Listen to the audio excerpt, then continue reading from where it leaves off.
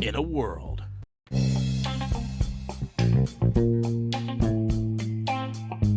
In the wrestling world, the people are represented by two separate but unequally important groups. The wrestlers and bookers, who literally do all the hard work, and the fans, who endlessly nitpick and overanalyze everything they do. These are their stories.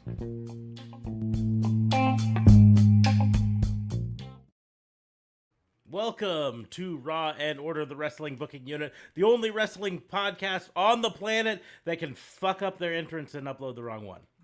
I am your host, Detective Mark Smarks, and I am joined, as always, by my partners in crime fighting. Starting off, District Attorney Vincent Kayfabe. What's going on, man? How are you? I'm really enjoying talking in your ear while you're admitting to the fucked up entrance. Yeah. That was kind of fun. Couldn't hear you at all. So. Oh, really? Yeah. Even though I was back in the backstage and you can hear the backstage. Until I officially add you, I cannot hear you. So you were talking to me, but well, there you go. There you have it. That's funny. Anyway, also joining us from up north, RCMP JLB. What's going on, man? How are you? Hey. Goes good. It goes good. Happy Father's Day to all. I am not a father, but I have one. So, we did festivities. And Precisely. Nope. Pretty sure he'd know. Pretty good idea. Yeah, pretty good idea. And yeah, aside, on Hell in the Cell, it was decent, I guess. There was a cell. There was heck in it. Heck in a cell tonight. I don't know if it quite reached hell status, but I don't know. I mean, I'm gonna go ahead and say before we even start, I think the women are better in Hell in a Cell matches than the men are. It was the better Hell in a Cell match of the two tonight. Yes. I mean, in the past it has been. I mean, we've only had 4 years of it, but I think some of it comes down to they understand and rise to the pressure a little bit better. I think men have just had Hell in a Cell as one of their things for so long that it's commonplace to them, and the women are like, no, this is new to us. Let's make this good.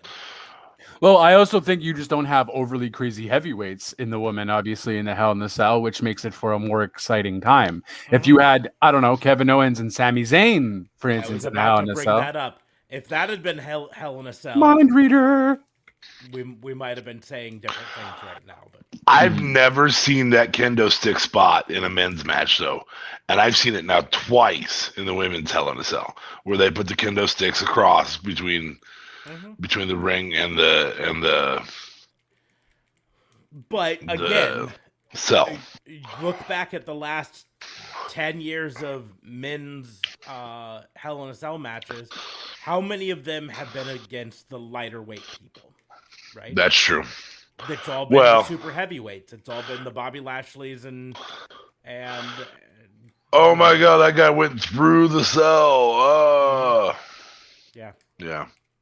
So that's why I say Kevin Owens versus Sami Zayn could have had a lot of those matches there. I mean, the closest that we had not too long ago that could have opened up for some of that would have been Seth Rollins versus Bray Wyatt. The Fiend, yeah.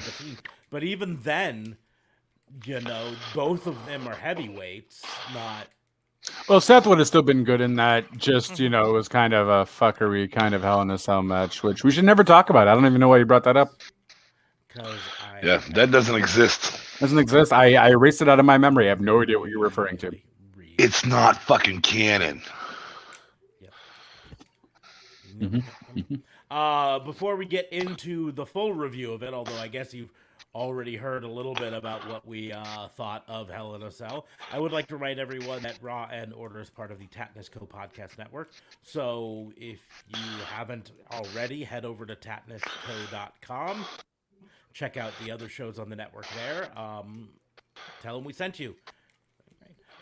In case, just to hit something, clear the air about, you can tell D.A. Fabe went back to his old camera setup for the time being. We were just having so much problems with his connection on his new setup and the picture quality, and we're still trying to work that out. So he's gonna. And my air conditioner went out 2 days ago, so kind of need a window next to me. Yeah, that too. Kinda. I too know the pain of having an air conditioner go out shortly after you've bought a house. It's not fun.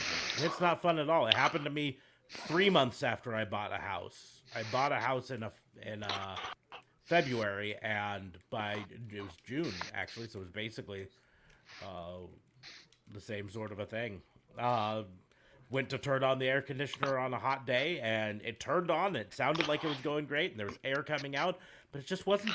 It wasn't cold air. So I wait a little bit, and it's still not cold. And I wait a little bit longer, and it's still not cold. And I go out and I check, and the fan's running on the big compressor outside, but no cold coming out of it. Yeah. The joys of being a homeowner.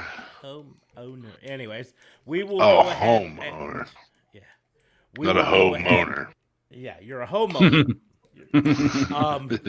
We will go ahead and get into talking about Hell in a Cell 2021. Do make sure to click that little thumbs up button if you like our content there. Share it. If you are on our live stream, thumbs up. Let us know. Hit us up in the comments there.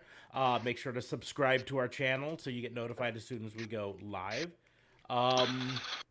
The channel right there. Yes, the Raw and Order Wrestling Booking Unit channel on YouTube. Yeah. Or you can actually follow us on Facebook. You'll be able to do the live streams there. If you want to, the replays are always available, so you can watch it later. You don't have to be on the live stream. We'd love to see you on the live stream, but replays are going to be available, and it does get uploaded in audio format to our standard podcast channel. So if you're more of an audio person, we understand. Check it out there. But do make sure to like, share, and subscribe. Follow us on social media. The links are going to be in the doobly-doos or at the link tree on the screen right there. If you are new to our podcast, we kind of review pay-per-views a little differently. We don't go standard down the card. You know, this is what happened. What did you think of this match? This is what happened. There are enough podcasts that do that, and we just kind of try to get to the meat and bones of it. Were there good matches? Were there bad matches? And on this particular pay-per-view, there were both. So we will talk about it. Yeah, I'm gonna say hands down. Here's my prediction before we even go. I'm gonna say that we are going to have the first format of this type that has every single match mentioned in some type of award that we're doing here. Partially because it's short. I assume we're not throwing kickoff show in, otherwise that'll ruin maybe worst match. I didn't watch kickoff show was rough. It was rough. It was Natalia, and I was like, meh. Meh. Don't care. Yeah, don't say that in front of Montreal there. Anyway.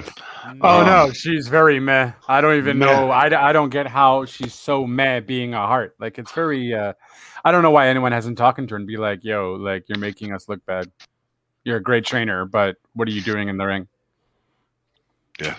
You should have a heart. Yeah.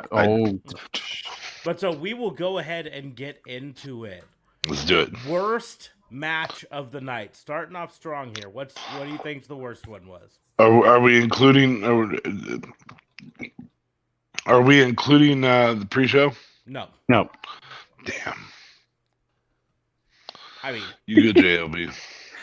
I'm probably gonna have to go with Bliss versus Shayna. I mean, I guess it wasn't as bad as I thought it was gonna be, but it also still wasn't that great necessarily.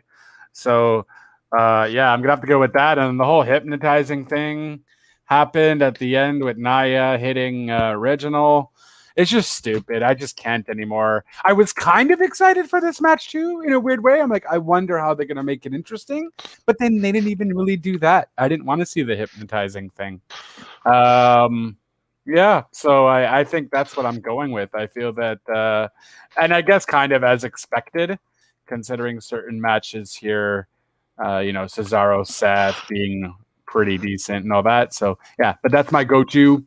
Shayna versus Bliss, hands down, worst match of the night on the pay-per-view for me.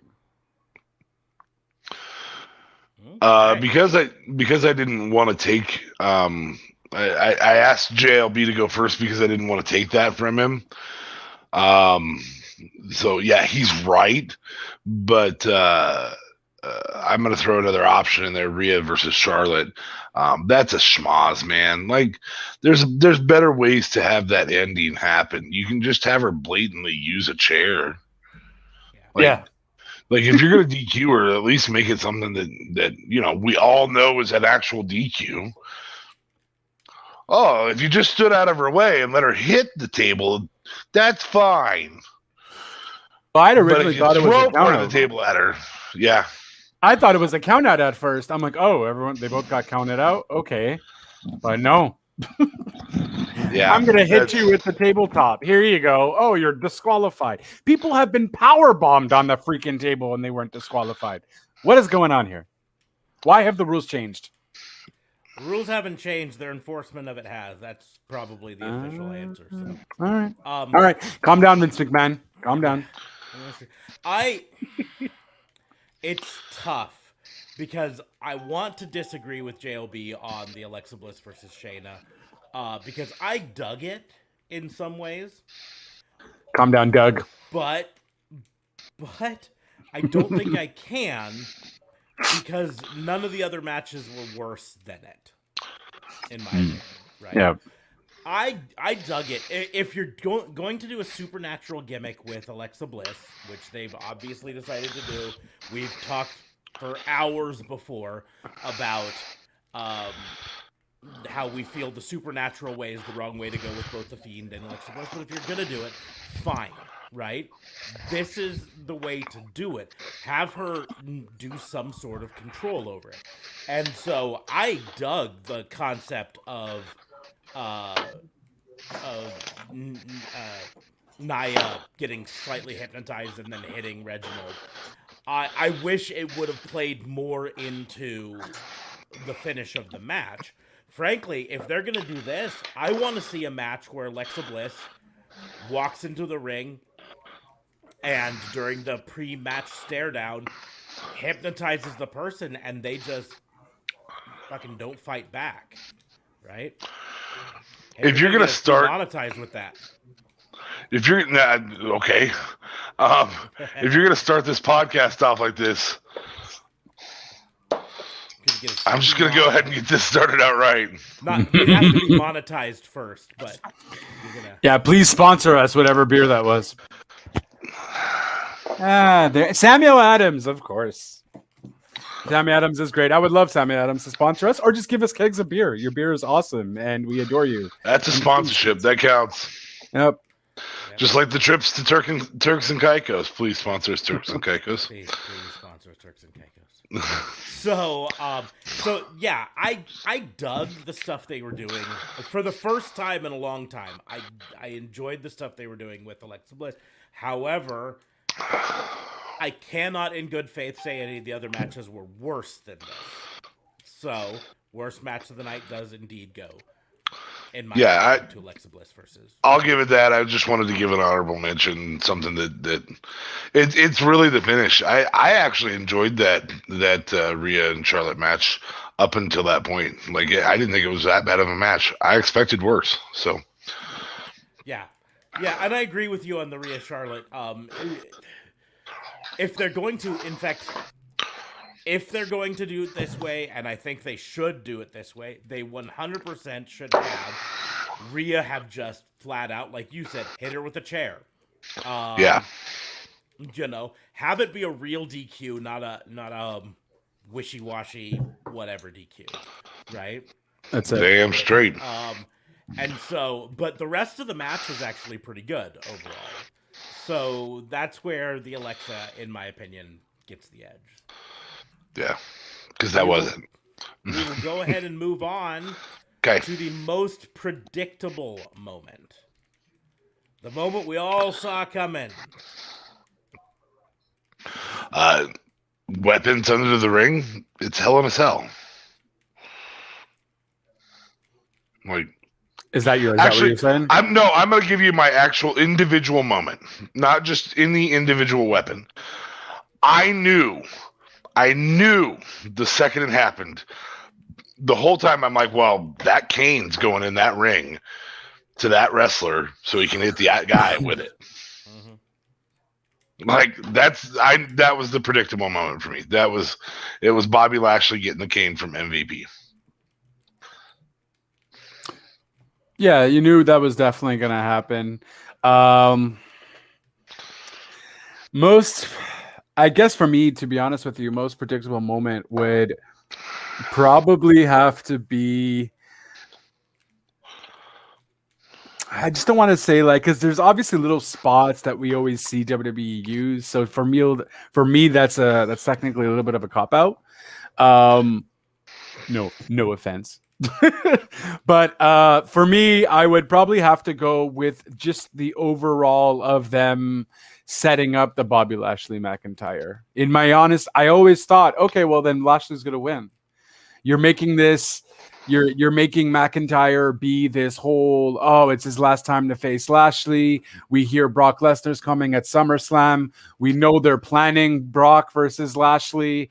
We think, okay, it's going to be McIntyre going to win in front of people as he was promised, or as he should have been given back at WrestleMania when he won the belt.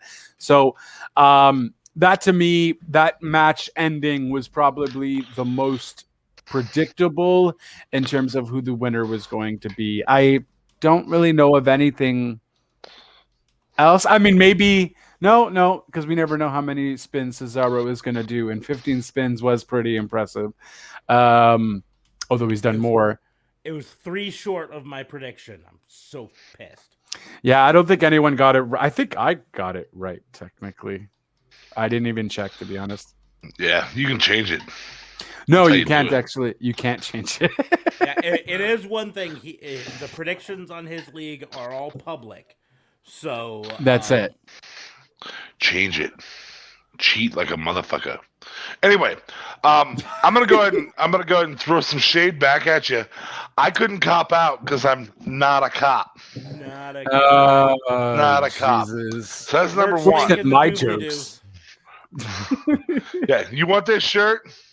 Just look in the doobly-doos. It's a great shirt. And the second thing, you're literally saying the most predictable moment is shit that hasn't fucking happened yet. And that is absolute horseshit. That is absolute horseshit. You hit me up at SummerSlam. Tell me that's the most predictable moment. Oh, but that's exactly what's going to happen, and I will definitely make sure I save this somewhere and I bring it to you during most SummerSlam. Predictable for SummerSlam, but doesn't count as most predictable. You could. Of course it does. You had Alexa Bliss doing some kind of fucking shit. You had Cesaro doing the swing. You had, but those are cop outs. I feel. My thing isn't a cop-out because you're literally telling me, you're making the stipulation that this is McIntyre's last time to try and win the belt against Lashley. So that's his title reign. Because here's the deal. The other thing that you said is, he hasn't gotten to defend against in front of people. Lashley hasn't gotten to win a match in front of people. Neither did McIntyre, fuckface. No, I was referring to McIntyre, fuckface. That's right. Okay. I'm throwing the fuckface back at you. I was referring to when McIntyre won it last WrestleMania. He won it in front of no crowd, so he wasn't given that opportunity. So that's why I think McIntyre will eventually get his run. He'll probably face Brock again. Maybe after SummerSlam, because I feel like it's going to be Brock Lashley at SummerSlam. Brock wins it. Then Brock faces McIntyre in front of a crowd. And Brock loses because we don't need Brock as champion. So, I was going to suggest to Smarks that we go to Minneapolis so we could be closer to you if you wanted to meet up for Raw. But no, Smarks, let's just go to Kansas City instead. Yeah, let's just fuck that guy. Fuck that guy. He's wrong. Here's the deal. I think if Brock comes back for SummerSlam, which is still a big if, again, nothing's official on that. These are all rumors and speculation. Dirt sheets and whatnot. Yeah. Right. But if he does come back for SummerSlam, whatever, and face Lashley at SummerSlam, I 100% right now, I'm going to go on the record and say, if that happens, Lashley beats him. That's the thing. I think they're going to have Lashley beat him because I think they're trying to build Lashley up as this unbeatable right now. And what better way to do him than to have him beat the Beast? I think they already done that though, by him beating McIntyre, not once, not twice, but like 3 times now. Then so you seal the deal. But McIntyre beat Brock, so Lashley doesn't necessarily need to beat Brock for him to be solidified as the Beast kind of ordeal. He already beat the guy who beat Brock. Again, you in like can 5 say that, seconds. but to be the man, you have to beat the man. Which is McIntyre, because he beat Brock. The saying is not to be the man, you have to beat the man who beat the man. No. So Lashley still has not beat Brock. And Brock can come in and say, hey, you may have beat McIntyre 4 times. You never beat me. Okay, fine. And they'll definitely do that for sure. And so that's why I think, because all the speculations have it, everything, it's a very short term, maybe even just a one-off contract for Brock. Right? So, that's just setting up for Lashley to just beat him. To be the man who beats him. Like, first try, sort of a thing. Not first try, but, anyway. Right. That's my thought process. I mean, there's a lot of things that we can talk about for most predictable moment. I think most predictable moment is fucking Reginald trying to get involved in some way and getting fucking smacked down. Fucking cop out.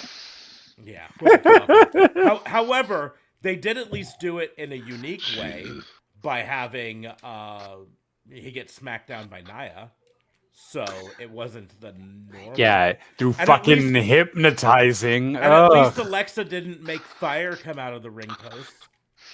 That's true. I'll give you that. I'm still telling you, though, 100%, I want her to get fire coming out of the ring post and Kane to show up and stop the fire. That'd be dope. Still on that. It's like, nope, that's my thing. They should do like a segment of that, like on the bump or something. They can definitely do that. Mine. So, all in all, I think while I'm giving you crap, I'm giving JLB crap over his choice for what else is new?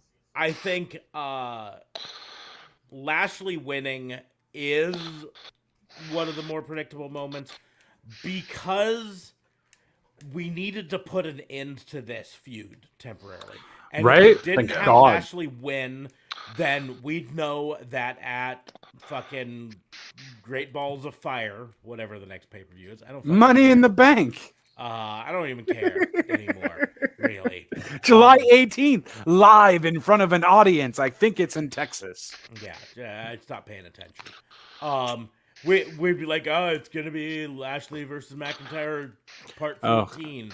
Yeah, I'm agree with you. I'm done with it.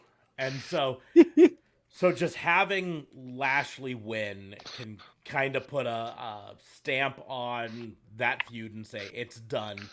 It's over. Now McIntyre can go off and be badass doing whatever the fuck he wants to do. And Lashley can be badass. And I don't know, if they bring in Brock Lesnar, have him bring in Brock Lesnar and have him beat him, that's great. So we will move on to botch of the night. The moment that you watch and you go, oh, they fucked up. This is JLB saying that something's a cop-out that's never fucking happened before. Okay. Fuck.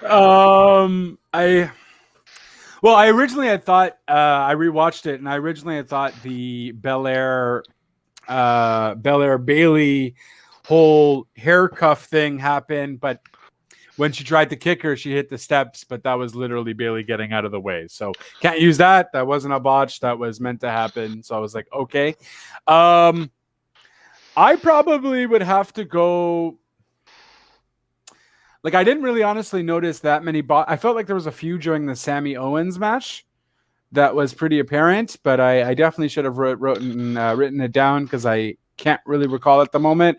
But I guess perhaps this might be a cop-out answer. I'm going to have to go with perhaps that table finish, perhaps, the DQ in the women's match, because I was ready with the graphic. Because I realized I'd forgotten the graphics on the previous one. So I had the graphic there we go. ready. Right there. Boom. Boom. Yeah, so because I mean it's not a botch though, even. I don't know. Because it's not, they planned it that way. It's a botch in writing.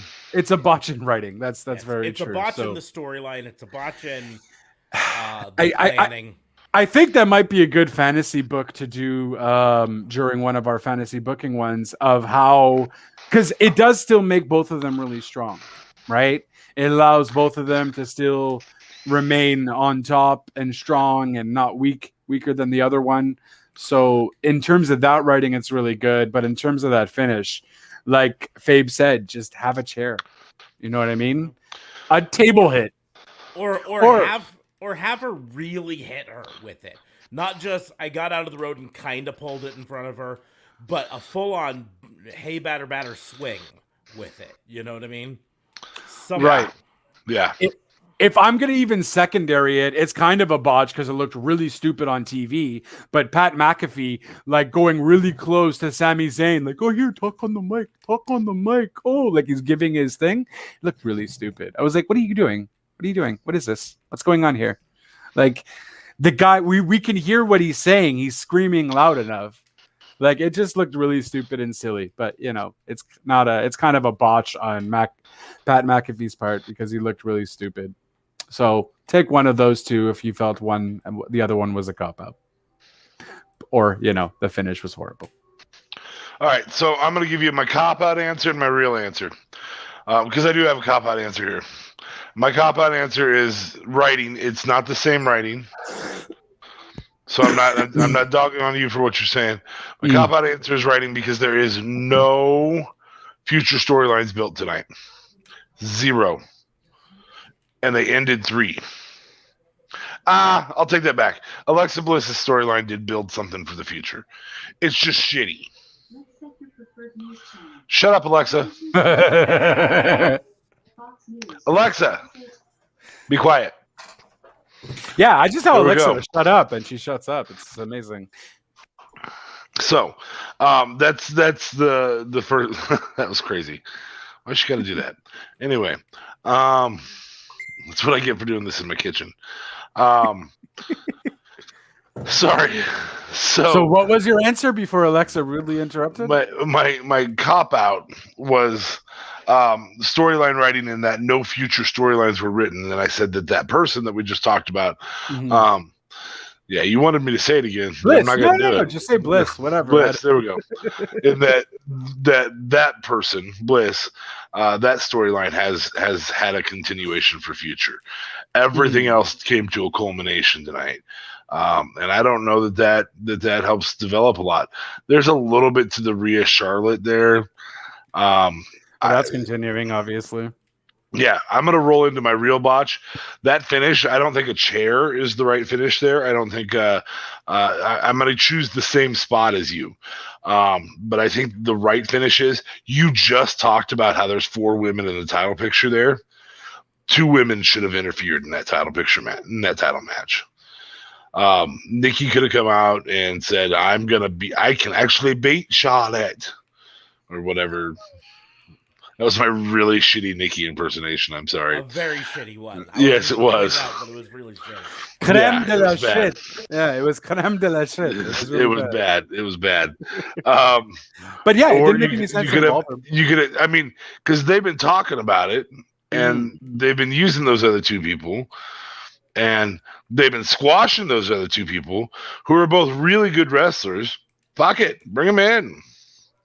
Have them attack. We're not your puppets. Right. Have them kick the shit out of both of them. Create a faction. Fuck it. Let's do this. Let's have some fucking fun. Why didn't you even have maybe like Eva Marie get involved with Nevin? Oh, Negan? Jesus. I forgot her name. Like, Thank you for maybe the botch. New botch of the night. Fuck. JLB is the botch of the night for bringing up. No, here's the. I understand for this reason what JLB is saying. You need brought some new in, blood. you brought in Piper Niven, to be this new muscle. You want to build her up, have her be the one who interferes and costs Charlotte the championship. That could fine. just be a distraction. Charlotte turns around. Music plays and then Rhea hits the Riptide and moves on with life. Yeah, I'm fine with Piper Niven hitting the ring and full on just attacking. That's fine. So you want to build her up as a monster. That's one of the ways you do it. So, but in the grand scheme of things, they didn't do that. I think heel Ripley is the way to go. Yeah, I agree. And to have heel Ripley, have her just, really, what it should have been is a full-on chair shot or something, right? Chair shot, whatever shot, table shot, whatever. And then a full-on, 5-minute long beat down of Charlotte in the ring with the chair. You know what I mean? Have it be a full-on heel turn. She's gone fucking ape shit, and she doesn't give a shit about winning or losing. She's just keeping that belt. But that's how I would. I'm okay with that too. Mm-hmm. Just beating the shit out of Charlotte until she because here's the deal.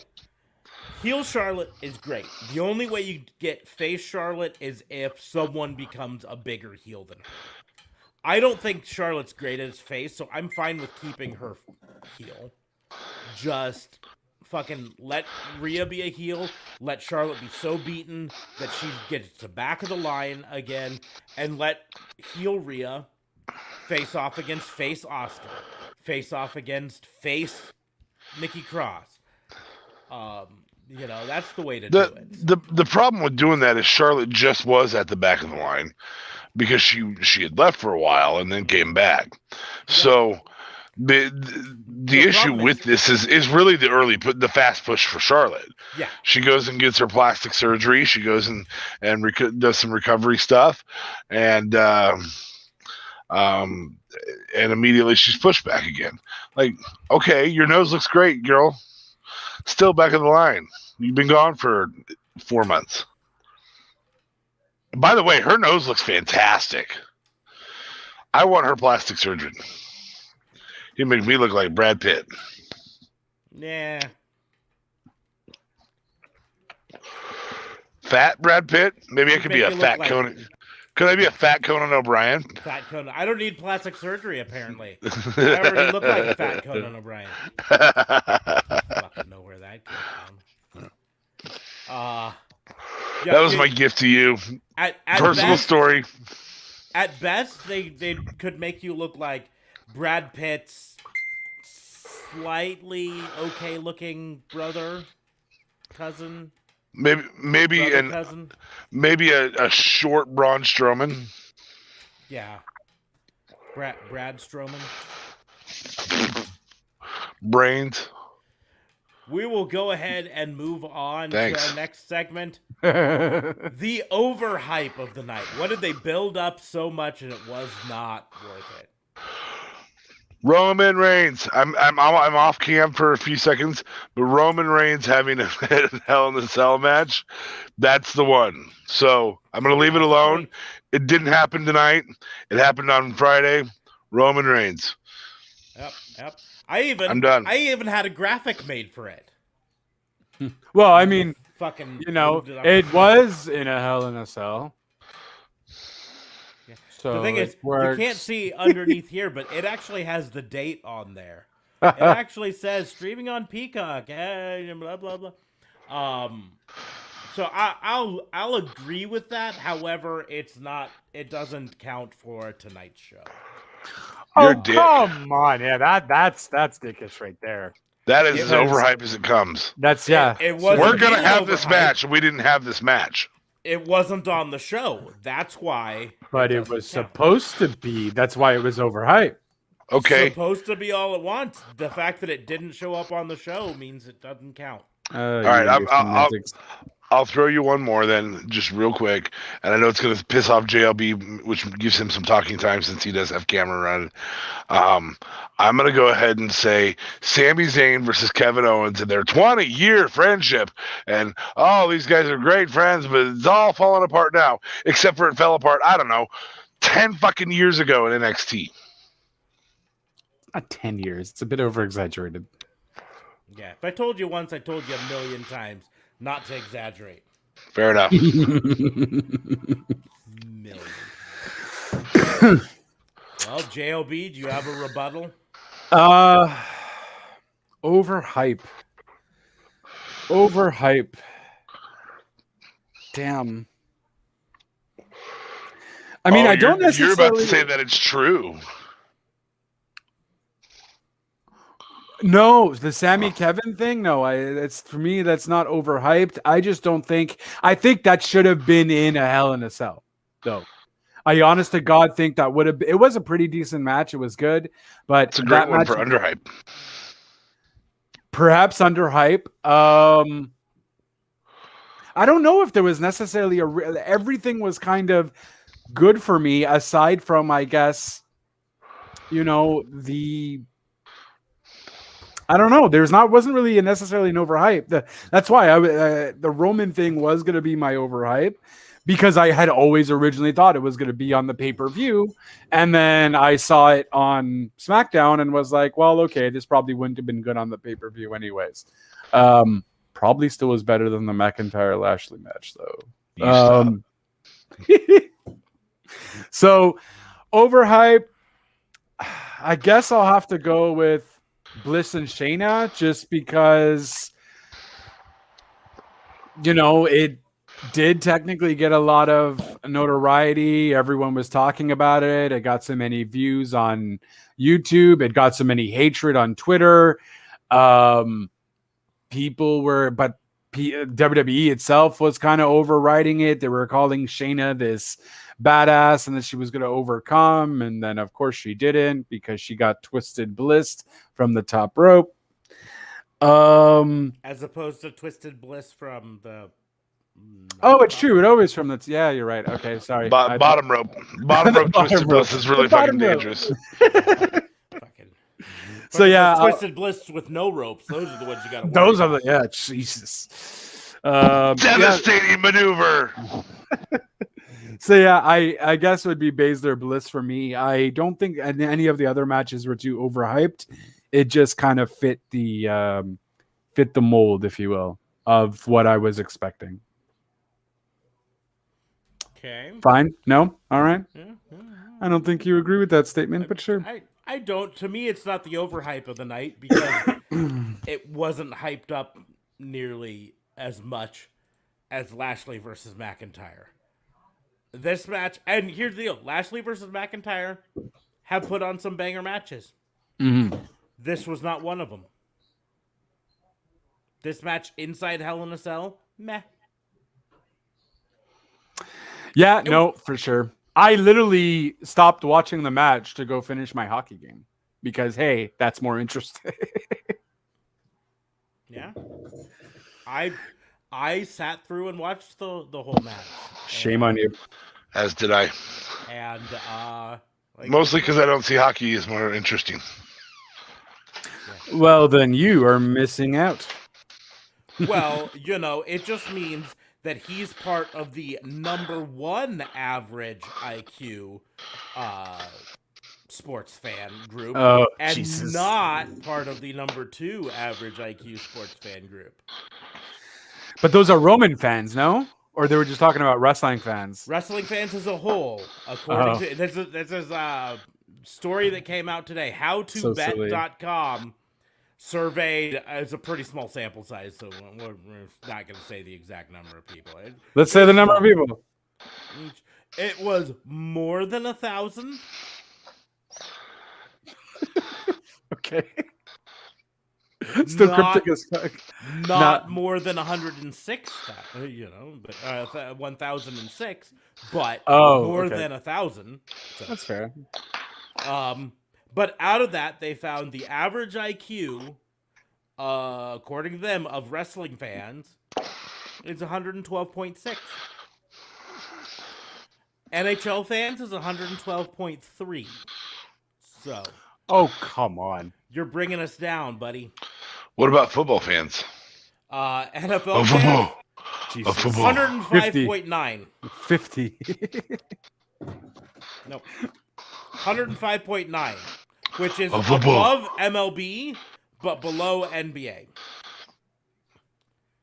God, As a people whole- watch NBA? As a whole, NASCAR brought up the bottom, though, at 95.2. That's still pretty good for NASCAR fans. Woo! They Shit, caught, it's a Sam Adams. That doesn't work. they caught the good NASCAR fans.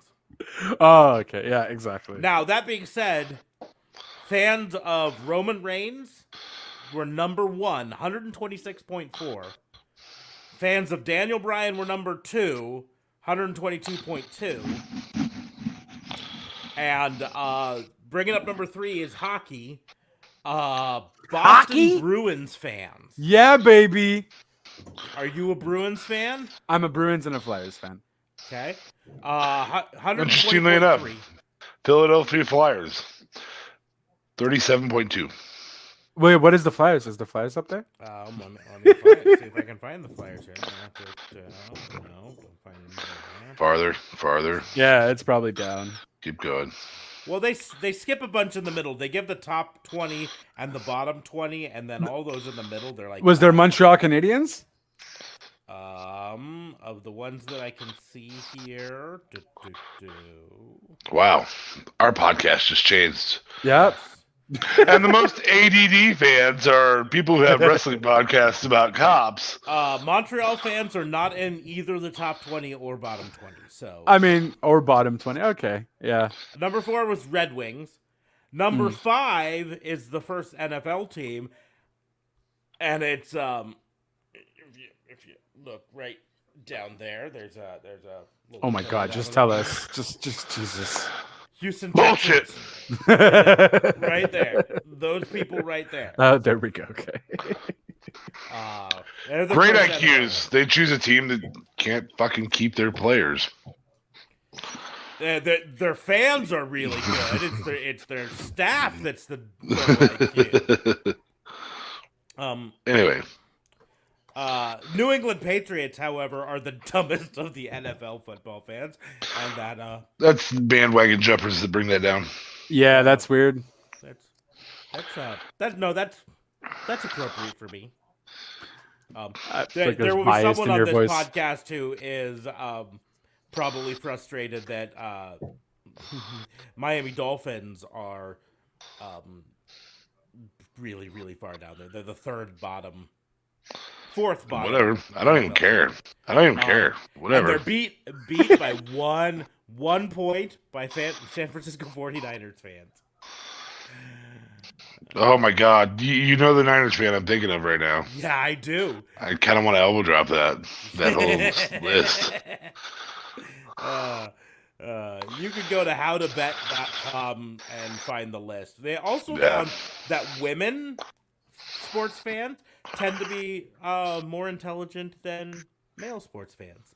Well, I mean, I would think that women are just generally more intelligent than men to begin with. So if they dedicate themselves to watching a sport, I would imagine they would kill it there too. In fairness, I have never seen a woman put their hand through drywall or their fist through drywall, but I've seen multiple men do it. So yeah. That's it. Woo! Football! Yeah, my hand.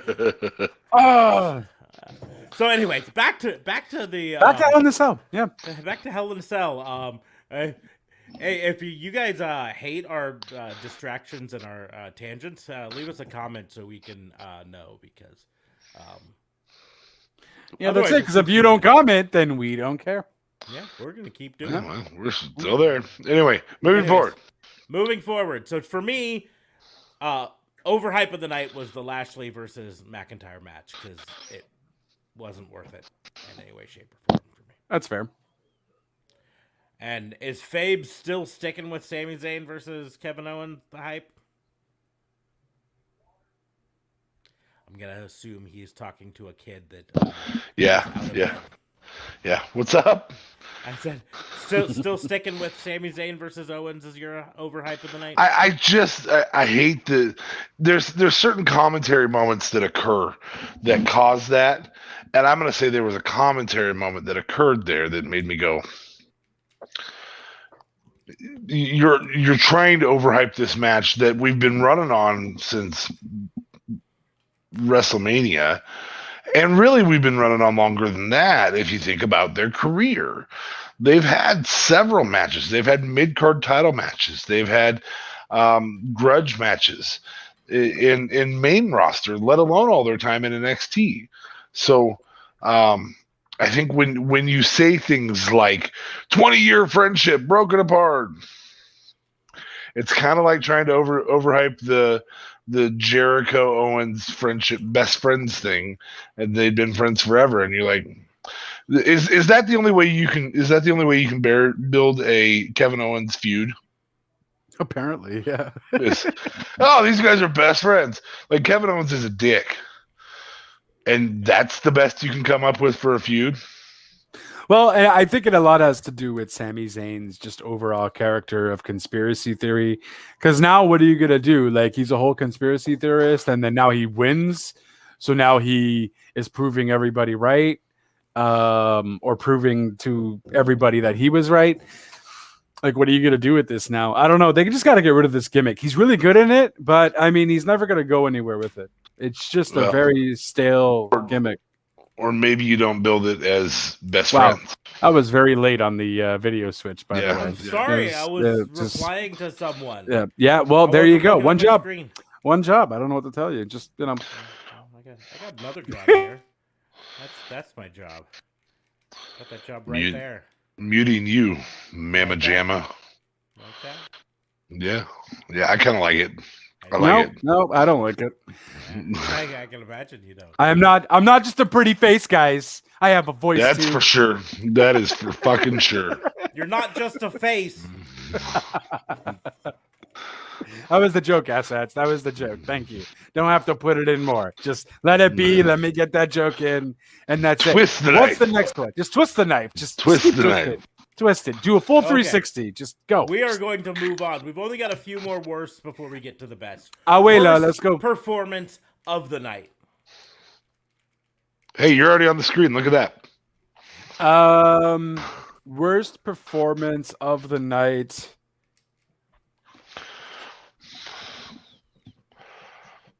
Damn. Okay. That's a good one. It's technically a bad one. Just yeah. Semantics. I got it. Yeah. I don't know if there was anyone that did bad though. At least not on the regular show.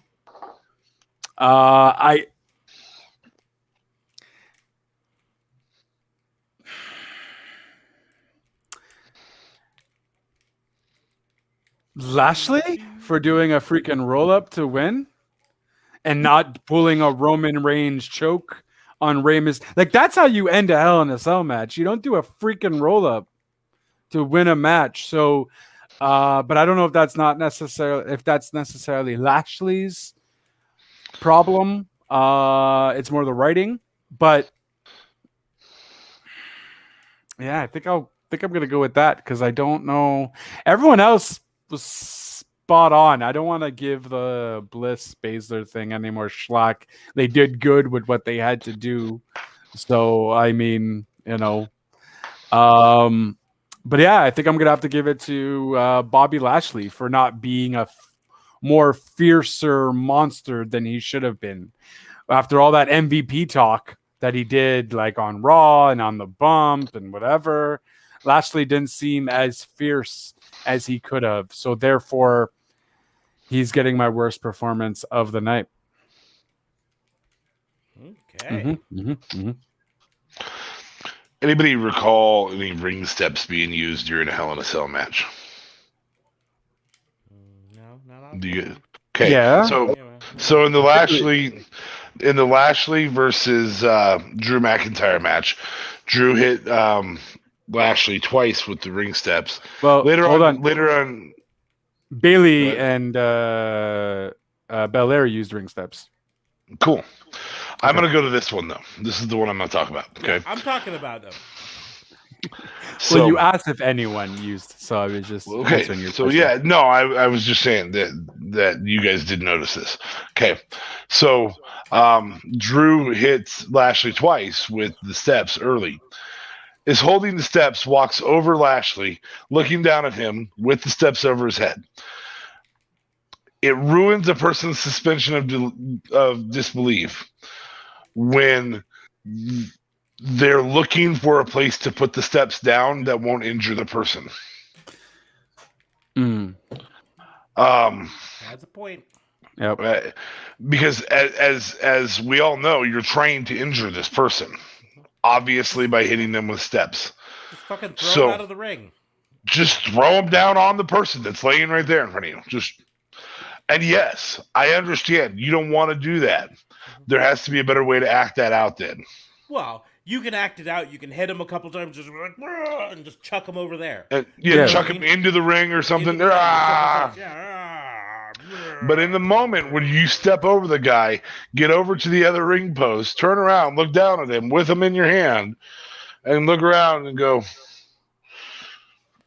"Oh, I'll just put it over here." Stab you right next to your head. Yeah, I'm gonna go find that. I did not notice that at all. Yeah, it was rough. That was in terms of performance, you're performing in that moment. And I love Drew to death, but to look confused as to where you need to put those steps, I don't care if MVP causes some distraction down at the other end and Drew chucks it clear over there like he's trying to throw it at MVP, whatever. Do something to help him make setting those steps down believable. Because the other logical move from that is to literally beat the dude's head in with steps, which please don't do that. That's a horrible decision.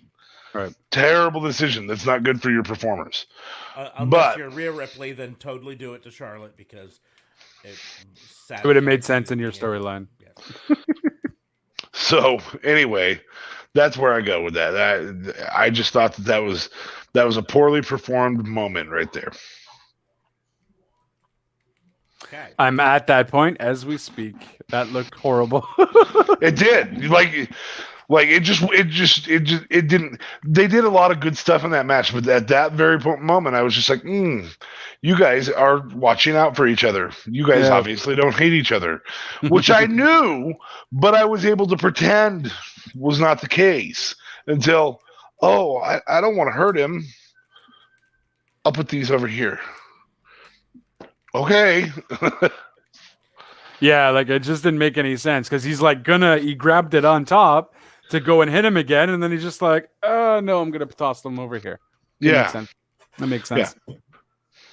Yeah. Good call. I don't want ref stoppage like Seth got. Yeah. I don't want to get DQ'd in this Hell in a Cell. Yeah, no shit. My worst performance is going to actually be on the referees as a whole, but specifically the referees in the two Hell in a Cell matches, because there was not consistency in the whole concept of opening the cage door at all, right? And they wrote themselves into this corner, and so I get it and everything. But in the Bailey versus Belair match, there was a point where Bailey said, "Open the door." And the referee outside was like, "Nope, can't open the door. We don't open the door on Hell in a Cell matches till there's a winner," all of this stuff. Which is fine, right? I actually kind of prefer that part of the ruling. But that's what they do. Nope, can't open the door until the match is over. Fast forward to later in the same fucking night, the referee is out inside the ring during the Lashley versus McIntyre match, and McIntyre goes, get another referee in here. And they're like, okay, let's unlock the door and put another referee in there. What the fuck happens to we're not going to open doors during the Hell in a Cell match until there's a victor? Oh. And then, of course, that led to, MVP getting into the ring and leading to the finish. And so they wrote themselves into this. That's my problem, is you got to have some consistency. If you're going to have one referee say, we don't open the door until the match is over, then you can't later in the same night have a different referee be like, oh yeah, we better unlock that door so, I can get in there and That's fair. finish the match. That's fair. I mean, JLB 100% agrees, as you can tell by him disappearing right now. He just fucked off. He's So, like, yep. I think that the show's over because I'm back. Calm your tits. my tits are calm. Prove it. Don't prove it. We believe you.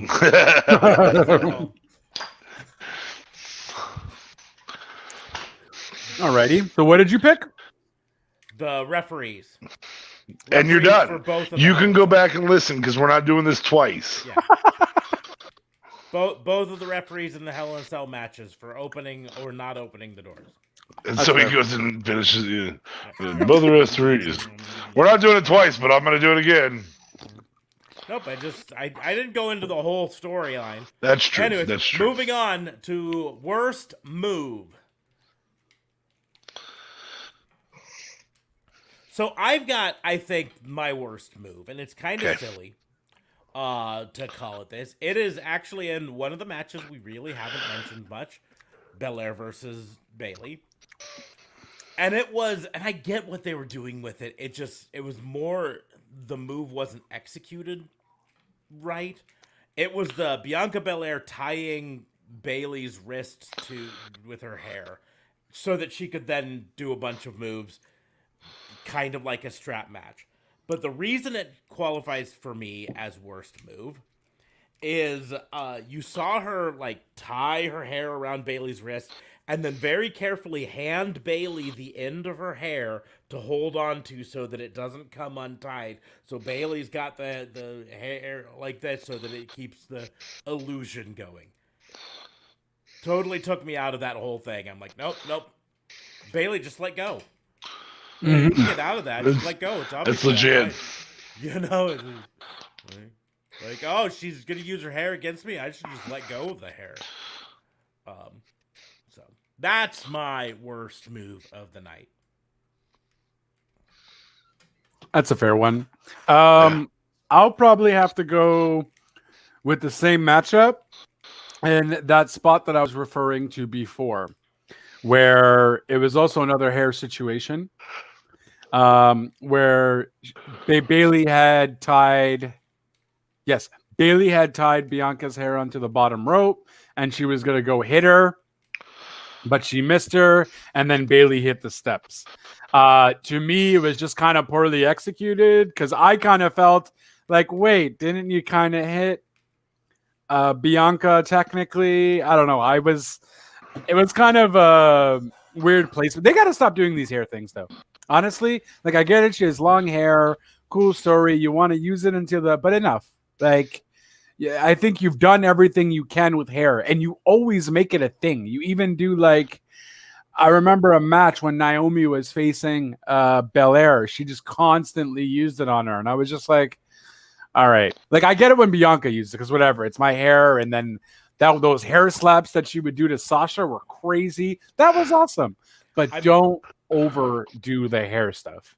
I'm actually pissed that we didn't get a hair whip. Like, yeah. Real, when hair whips are cool because that hurts. Leaving absolute welts on Sasha. That's the sort of thing that hair is good for. That's it. And okay, moving on. DA Fabe, what was your worst move of the night?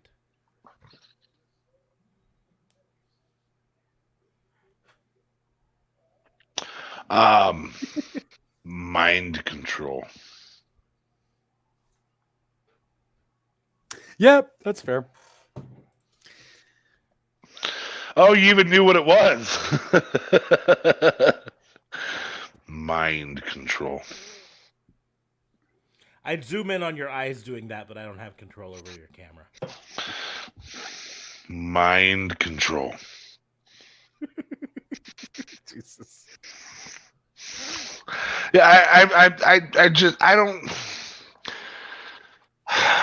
Alexa may be the best actress in acting person, whatever.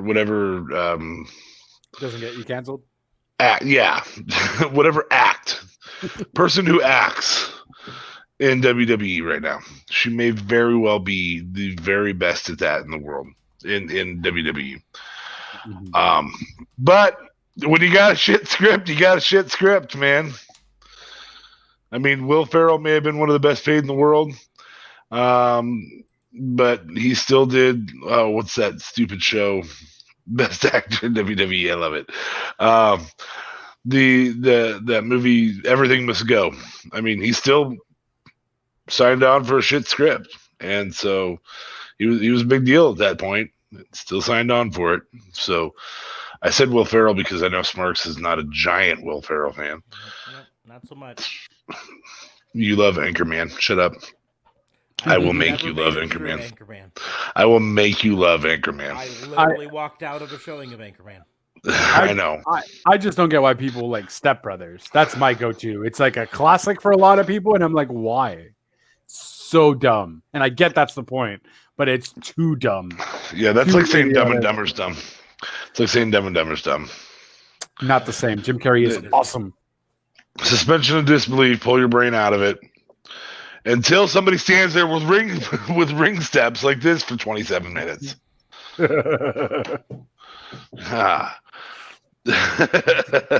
that really grinded your gears. Oh my god, I was so mad. I was like, I'm out of this match. Like if there was going to be a moment that I stopped to watch hockey, that would have been it. Fuck. It was rough. Yeah, it was rough. It wasn't that bad. It wasn't hockey. No, it wasn't bad enough to stop and watch hockey. But I don't know. I like the idea of holding on to kayfabe, but we held on to kayfabe with I like the idea of holding on to kayfabe. That phrase can really change a lot with my moniker. Anyway, moving forward, I like the idea of holding on to kayfabe, but there have been times in history that we needed to not. What is Kane's girlfriend thing? Katie Vick. Good time to not hold on to kayfabe. Yep. It's okay for the Fiend to just go away for a little bit. I'm gonna take a nap. Take a nap right here. Good night. I don't like the idea of a manipulative bitch, which is exactly the best character that Alexa has played. Is a manipulative bitch. Yeah. I don't like the idea of a manipulative bitch being controlled by something more malevolent than her. Like, she's pretty malevolent. Just let her be what she is. I mean, if this isn't a symbiote character, I'm over it. It better be Fiend better be a symbiote. That's all I'm saying. Yeah, I mean, just make her she's good at being completely rude and really bitchy, but don't put freaking demonic powers into it. Like, just stop. Yeah. Well, also, the Twisted Bliss is just a crossbody block, so. But it's with a twist. Yeah. Oh yeah. Well, at 96 pounds, it really makes a fucking difference, doesn't it? But it's a twist. I will point out the Twisted Bliss is effectively a twisting frog splash without the frog. So if you think the Twisted Bliss isn't that much, then most frog splashes. Now, you get more air on them. Yeah, and I'm not a fan of frog splashes. Even Eddie Guerrero's, everyone loves it, and it is fun to watch. I never understood why that one was supposed to hurt so much. Why the pump? Awesome. Yeah, why the the pump? No. Look, I have hard abs. Well, I don't. And I bet I would hurt them more if I jumped on them like that. Yeah. Because I'm bigger than you. Yeah. Which goes to my dislike for Bronson Reed because his big finisher is just big guy splash. Whoa, we're his not splash talking is NXT kinda right perfect. now. We might as well be because both Bronson Reed and Karrion Kross had dark matches during snap. SmackDown because they're Well played. planning on bringing them up to the main roster, apparently. So they're gonna move both titles off those guys. That's so stupid. Hey, people get really popular in NXT. What do? Fucking Ruin take them. them away from NXT. That's a worst move. We will go ahead. Ooh, Hold we have on. comments. As Oh, they're from probably you. don't. They're from me. Also, honestly, I Suck. also would like to maybe put Charlotte's little moonsault again. The moonsault into The second backflip with it, yes, I wholeheartedly agree with that. I didn't know if she just messed up and she was too far, and then so she just thought on her feet and did another backflip. Because I'm like, Flair, you have never done this. And then it got me thinking, I'm like, Flair, why haven't you learned how to kind of like do a more extended backflip? Like your flips are always so gymnasticy. Like it's like you want to land on your feet all the time. It's so weird to me. I don't think that's what it was. I think it was scripted that Rhea would roll. Of course, the camera angle did not catch Rhea's roll. Right. And so Charlotte then did a backflip and adjusted. And of course, the commentators, as opposed to the tater tots, not the commentators. What about the dictators? Dictators are disgusting. They need to shower more often. Anyway, the commentators really said nothing about Charlotte's advanced skill and her long career in her ability to adjust on the fly like that. That sells that move. It's it. Except for the fact that she didn't hit with any impact at all. But yeah. Right. I will point out she's done that move before. Yes. Where she did the moonsault off, but someone rolled out of the way, so she landed, and then But she has another flip to land on them. It's to show that she, like DA Fame said, is fast on her feet and saw it happening midair and adjusted. But yeah, the commentator should have pointed that out. That's where that failure was in that particular move, was commentary. Boy, put Cole. Or Michael Cole and Graves. neck tattoos. Yeah, Graves on everything. Just put those two on We'll everything. just call them neck tattoos from now on. That's neck tattoos. Yes. Shut up. Welcome to SmackDown. I am your host, Neck tattoos. I guess the Michael Cole aspect is replaceable, but McAfee isn't pulling off a good Graves. He's not there yet. Especially when he's trying to drag his mic towards Sammy so he can hear him speak. Like, I was like, what are you thinking? Busy bragging about how he's up for an ESPY. Oh, Someone else is up. Oh, but who else is up for an ESPY? Me. boom. We're gonna move on to the final worst before we get to the best. Worst moment of the night. This can be a finish. This can be a single moment in a match. This can be a backstage segment, or heck, it can even be one of their stupid promos that they run for 15 minutes in between matches. Worst moment. I think hands down to me the worst moment again would just probably have to go to the Bliss and Shayna ending. Mind control. Mind control. I mean, Mind control. It's either between that and the Flair and what's her name? The Flair and Rhea Ripley finish. That's my story. That's it, guys. There needs to be no explanation there. So they opened with women, and then they shit on them the rest of the show with their writing. I've said never mind. I didn't take us beyond R. We're still R-rated. You still poured it. Yeah. There, I saw it once. but we're just gonna leave it alone. Yeah. Maybe. And I don't think you saw it just once. I thought you saw it maybe a few times. It sounded like. Well, that's kind of what it sounded like. I mean, as long as it wasn't, 2 girls. Oh, Jesus. With one cup? Oh, my God. Okay, so on to the worst moment. This is my punishment for even saying it. I'm sorry. Holy shit. I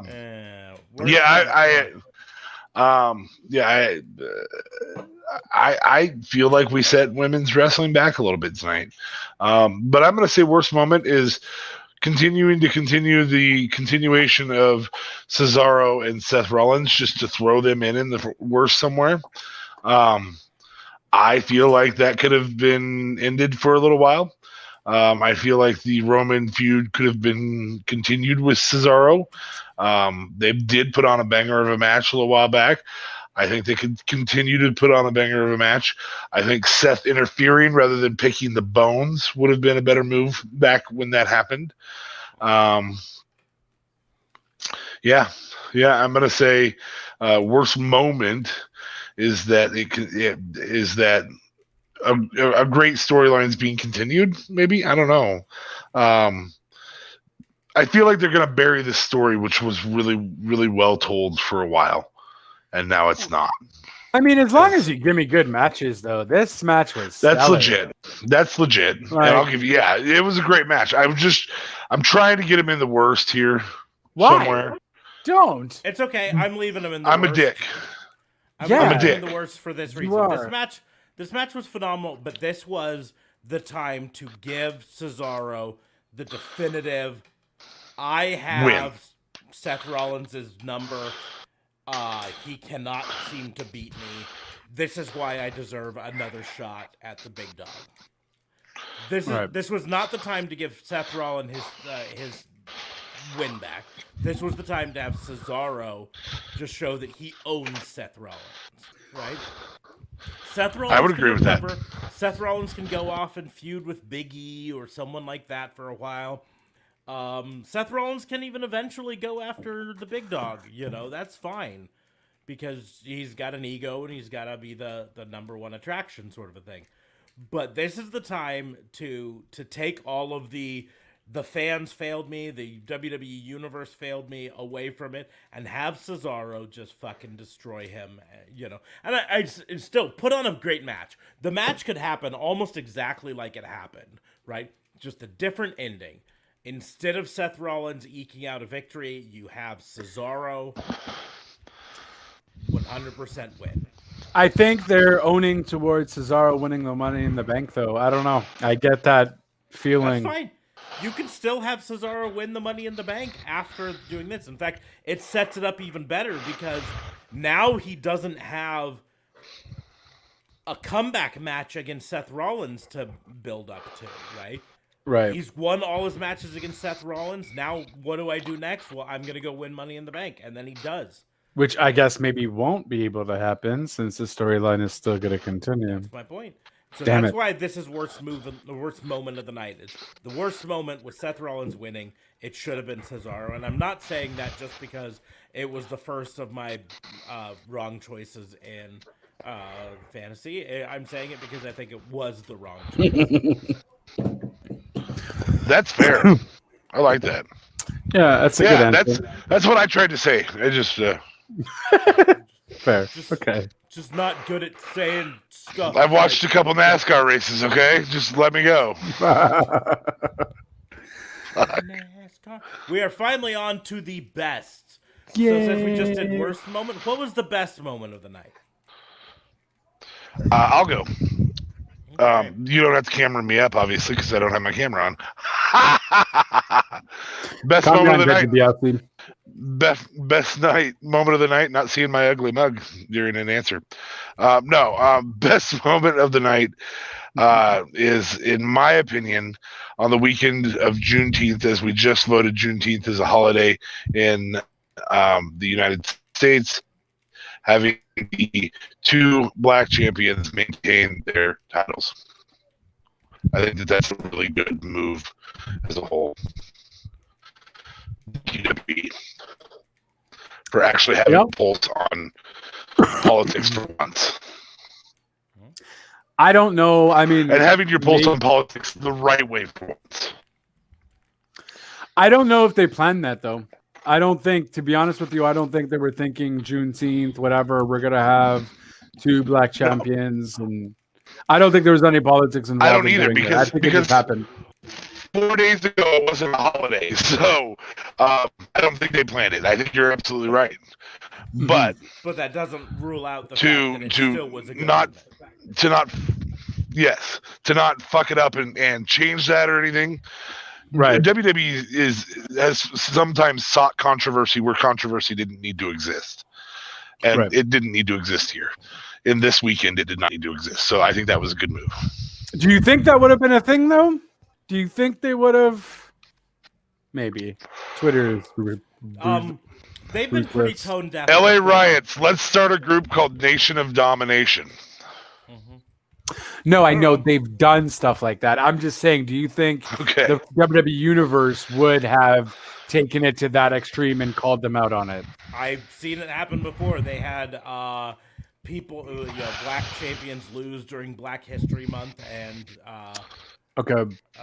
people have come out for them, rightfully so. So no, this was again. I agree with. I think it's fine if they lose. I think this weekend, the first time this happened, this should not have been the weekend to do that. It's not about if they lose; it's about how they lose during things. But yes, I don't think WWE planned. We had Juneteenth. We're going to make sure the black, champions win. However, I think it was the right move to do, and so they oopsed into a good political move. Yes, I think maybe best moment might simply be no championships changed hands at all tonight. Is that a good moment though?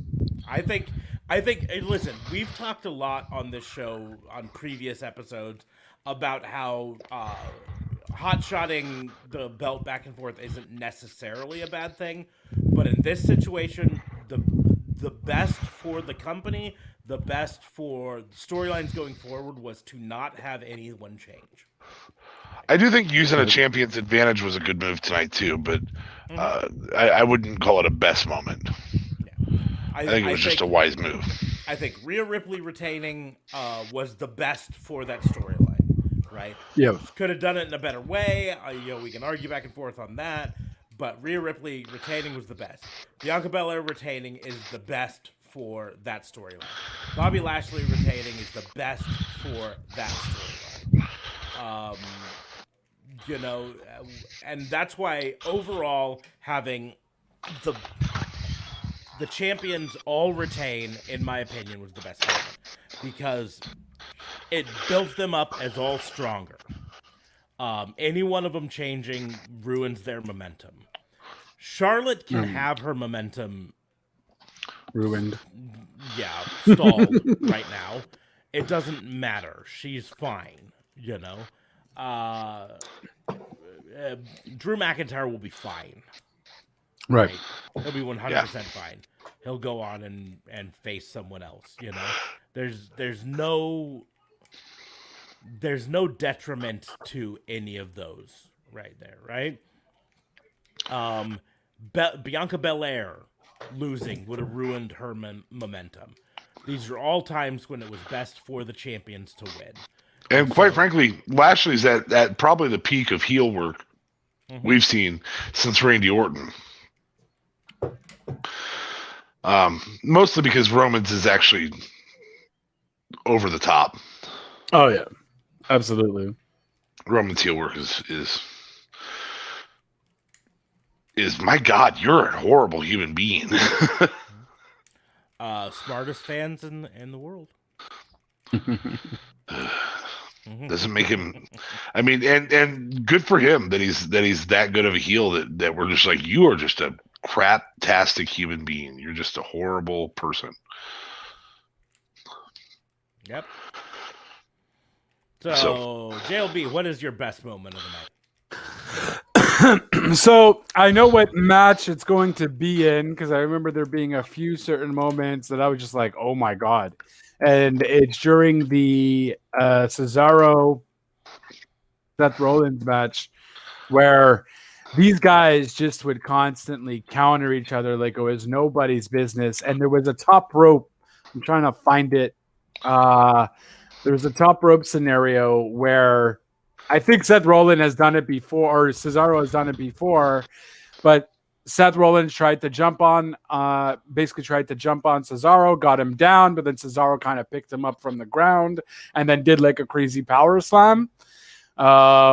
Just really the momentum and the craziness of the match going back and forth. Honestly, like I don't know if you can classify that as a moment because there were moments in the match. But I'm pretty sure you could pick one of those moments for the Cesaro Seth Rollins matchup. Because to me, that was just eyes to the screen, couldn't stop watching. Absolutely great. I don't know. It's kind of weird because it could go for other things too. But that would probably be my best moment is to see that matchup. I don't know what to tell you. Okay. We will go ahead and move on to breakout star of the night. Ooh. Reginald. Fuck you. I'm gonna remove you from this. I might, but I'm not gonna right now. But I might. But I'm not gonna. But I might. That's all I got. It's the one we haven't seen the most of, so I suppose that's his breakout. No. That's it. I mean, I don't know who you really. There was no breakout star here at all, really. Maybe I guess Rhea, just because she looked the most powerful as a women's champion tonight. They at least built her up to be that star champion, make her look actually fairly decent compared to her opponent. Like I always felt Asuka looked stronger than Rhea when they faced each other. And this was one of the first times that maybe Rhea actually ended up breaking out to, I don't know, that star brand, if you will, breaking out to be that superstar that she was in NXT again, kind of thing. So I guess I'll give it to Rhea because I don't know what else I would do, to be honest. Like she's the champion. I get it. How is she a breakup star? But she also hasn't been used properly either.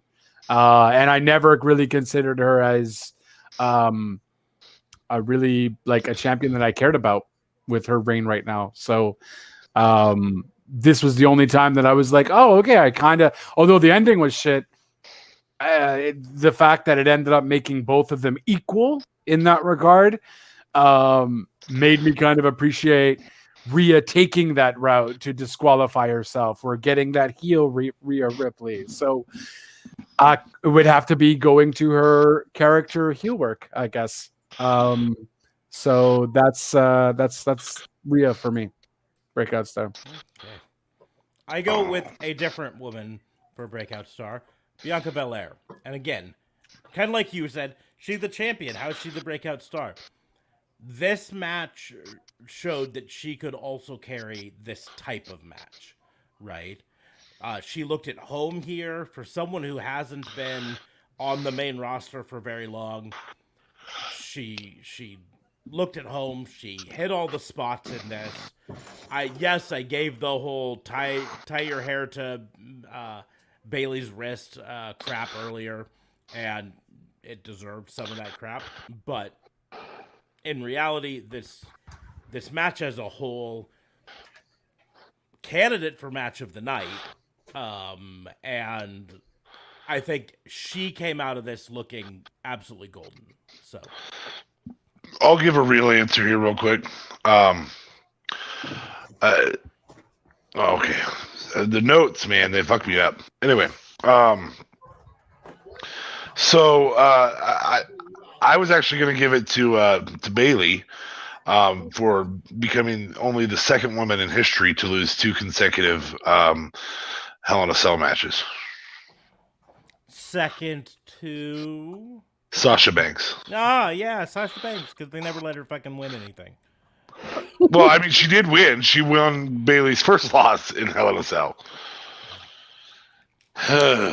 What are they doing with Sasha now, though? She injured or something? I think she's on a brief hiatus, just taking a break. Jesus. Well, I mean, whatever. Frankly, she's probably off filming something because of all the people in WWE, she's the one who currently has had the most success in Hollywood, outside, with her appearances on The Mandalorian. I know they're filming spin-offs and stuff to that. They're probably having her involved in them at some point. So that's what I would be willing to bet she's doing. Ah, okay. She was on a break. On a break. We will move on to best performance of the night.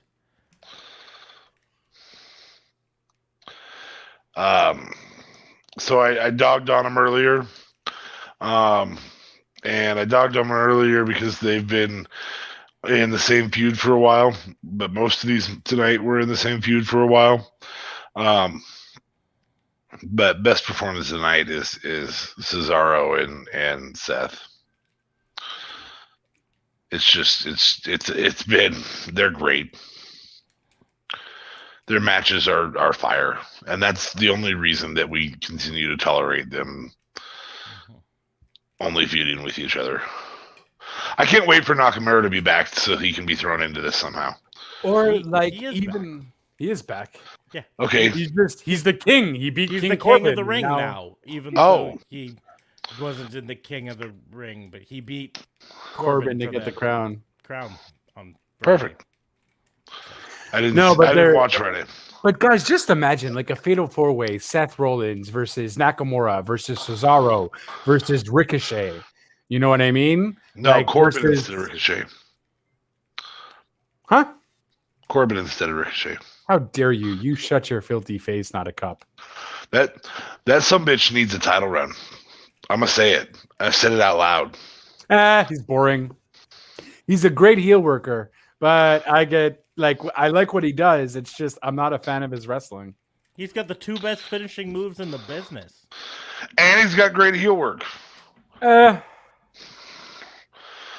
don't know. He there's something about him that's dull, though. I don't know exactly what it is because I agree You're with dull, you. though. I'm dull. It is what it is. Have we done best move yet? Nope, that's coming up, I believe. Okay, I think it's next, right? Can it be from Friday, even though it was supposed to be tonight? No, it cannot. No, it cannot. He's a stickler on that. We were going to talk about the power bomb. We're reviewing Hell in a Cell. No, the event, not the choke, the guillotine choke. Yes, the new style guillotine. I loved it. That was badass. I loved it. But we can't talk about that. Nope. Because it wasn't in the event Hell in a Cell 2021. It's like if I said, hey, who was the MVP? If I said, hey, who was the MVP of the Super Bowl? You can't say, well, it was this guy's performance in the AFC Championship game. That wasn't the Super Bowl. I don't like the kid, but he's got a point. So, best performance of the night. We can see him. I'm gonna go ahead and say, to me, I think as much as I agree with DA Fabe on this, as much as we dogged this before, Rollins versus Cesaro, there's a reason they've been continuing that feud so much, as they do have such good chemistry with each other. That was. I mentioned a different match as candidate for match of the night, but I think the overwhelming agreement from most of us is probably going to be Rollins versus Cesaro was match of the night. We'll get to that at the end of this, but that's my speculation there. So for me, best performance of the night, Rollins Cesaro. Yeah, for sure. If it wasn't apparent enough, that's definitely mine too. though, for sure. It was definitely. It's probably going to win a lot of best of rewards coming up. So, bit of FYI. Yep. That's fine. We will move to underhype of the night. What was the match or moment that was not talked about, not advertised, that made you go, "Oh yeah, no, that was." Beth Phoenix versus Maria Munoz. That was so underhyped, nobody watched it tonight. Yeah, so underhyped, no one cared.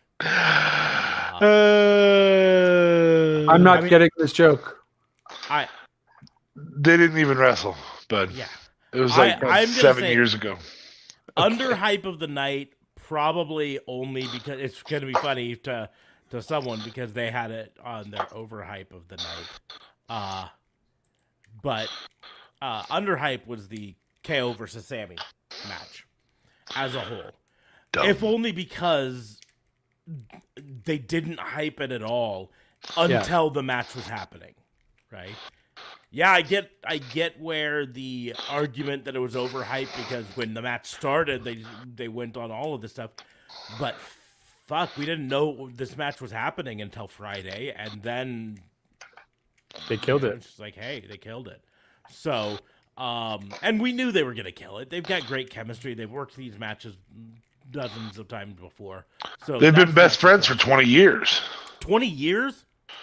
Yeah. Wow, next thing you're going to tell me is that the apron is the hardest part of the ring. Yeah. And champion's advantage means that you don't have to, that you have to pin and submit the other person to take the title off of them.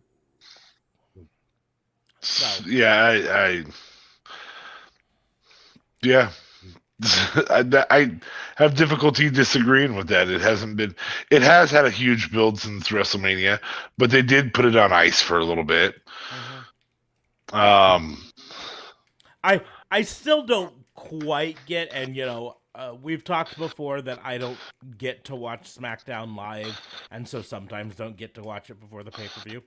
But I don't get how Commander Nazem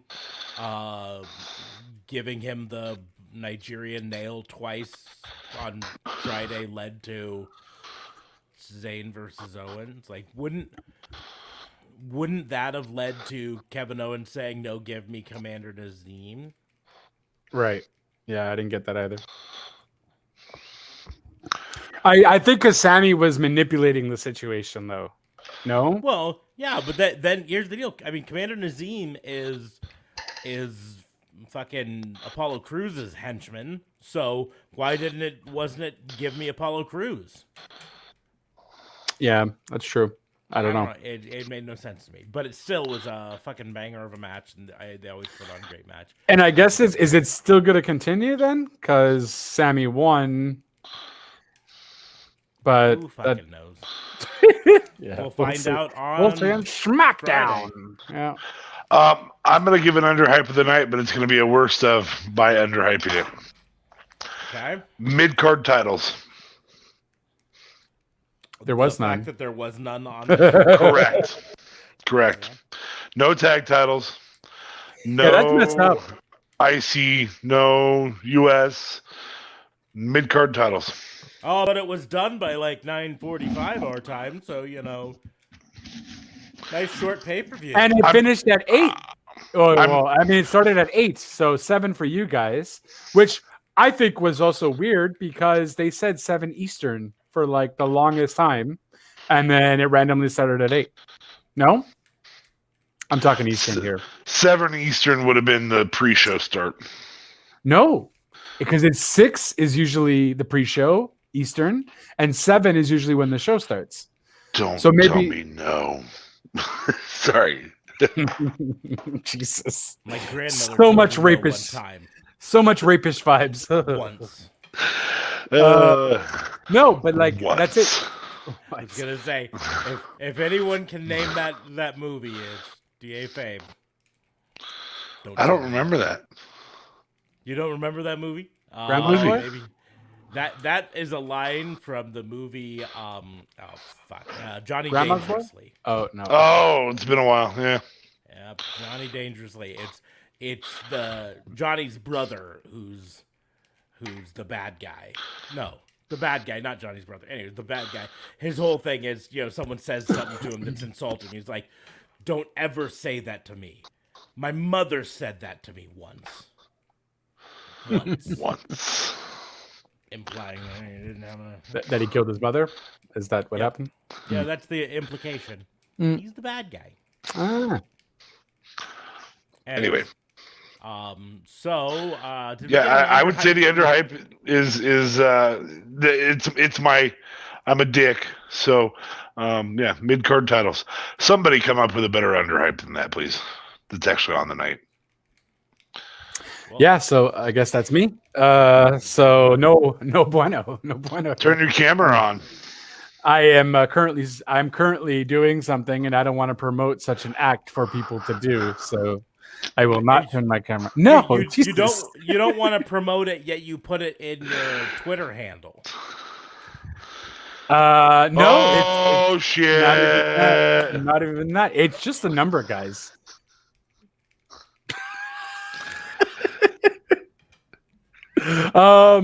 So underhype of the night would probably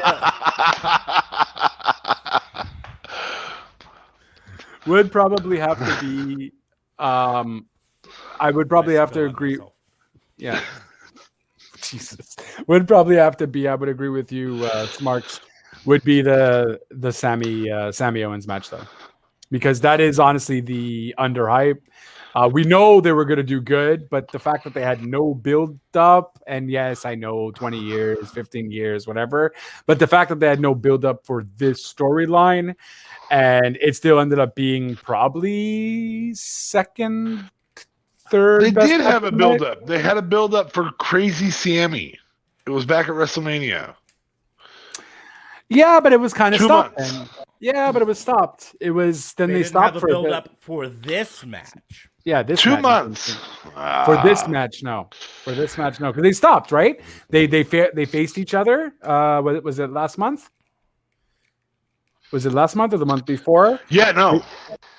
And then they kind of stopped, and then Owens had an issue with freaking Nazim, and then that's what made the Sammy match. So it kind of didn't have any build up for this match per se. They just kind of rehashed, but it worked. It worked. So that to me is the underhype, because this is the only match that didn't really get any promotion at all, aside from, hey guys, we already know what's up. Sure, we'll use your 20 years of history. Go.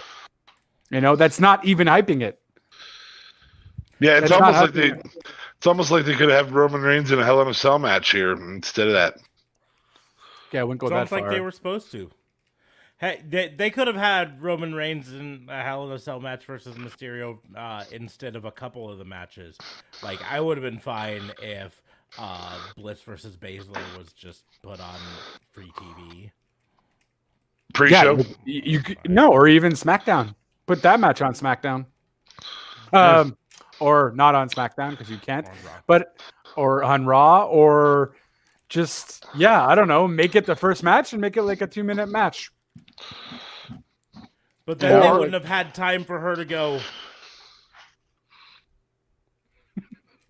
Yeah. That's valid. So we are going to go ahead and keep on keeping on. And I don't know if there's one of these in this, but was there an oh my god moment for anyone? I don't really know if there was. I gotta be honest with you. I don't know if there was. When Bianca Belair was so smart as to wrap her hair around somebody's hand. And then hand them the end of the hair so they can hold on to it? Yeah. Yeah. That was an oh my god. Oh my god. What a great idea. What a great idea. Oh my god. Bailey, make sure to hold on to that so, that they don't. I guess Nia attacking the person she's supposedly in a relationship with. Did you say relationship? Is that what you just said? Yes. Okay. Yep. Storyline relationship. Yeah, I mean, there really wasn't an OMG moment. Because I've never seen her do it. I was gonna say the Flair moonsault. and then that moonsault again, kind of, just because hey, it was something different for me, but apparently not. So Yeah, I think while we're talking about bests right now, it is important to point out that this was a Hell in a Cell pay-per-view, and we didn't have an oh my god moment, right? And nobody fell off the top. Yeah, nobody was fall off the top or choke slammed through the top, or we didn't have any fucking Shane McMahon. well, look, there's no point though, right? I'm sure they'll start doing that stuff when there's a crowd there again. But There's also no point. It was a pay-per-view. That is with the point. no crowd. Doesn't matter. It's a pay-per-view. These are about the It's the spectacle. punchline. Yes. Ultimately, here's the deal, right? You talk about crowds and all that stuff, and I agree. Crowds are really important for wrestling, and crowds are everything. But WWE's monetary success is not based on crowds. That's why WWE hasn't struggled during the pandemic, because their income is not based on crowds. That's the way it was 30 years ago, but they changed the game. Their success is based all entirely off of televised, right? This was their blow-off pay-per-view called Hell in a Cell that is notorious for having big oh my god moments at it, and there wasn't an oh my god moment. So the oh my god moment is that there wasn't an oh my god moment? guess so. No, I'm just giving them crap for it. I'm saying that, to me, that's the takeaway. That, even though we're in the best, I have to say that that's a worst. That they just didn't do anything. Like, there was nothing in this that was like, oh wow. I mean, yeah, there was the spot with the kendo sticks in the women's match, right? Right. Yeah. But that wasn't an oh my god moment, because We they've saw it done last year. one just like that last year, or very similar to it last year. Yeah. If there had been, like, there wasn't a move off even someone crawling up the inside, or something. You know what I mean? You've got enough talent in that ring that they could have crawled up and monkey walked across and dropped on someone. Like a Jeff Hardy, oh my god, from the Elimination Chamber. Thing. Yep. Didn't he do it at one point in the Hell in a Cell versus Randy Orton, where he ended up going through a table? Might have been Kofi.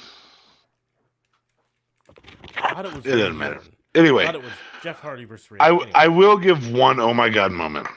The pyro during the Hell in a Cell before the Hell in a Cell matches. That was really, really awesome pyro. Just for those two matches, but great pyro for those 4 entrances. That's it. That's all I got. Yeah, that's a good one. Yeah, for sure. Here stateside, you're going to see that in about 2 weeks, pretty much everywhere.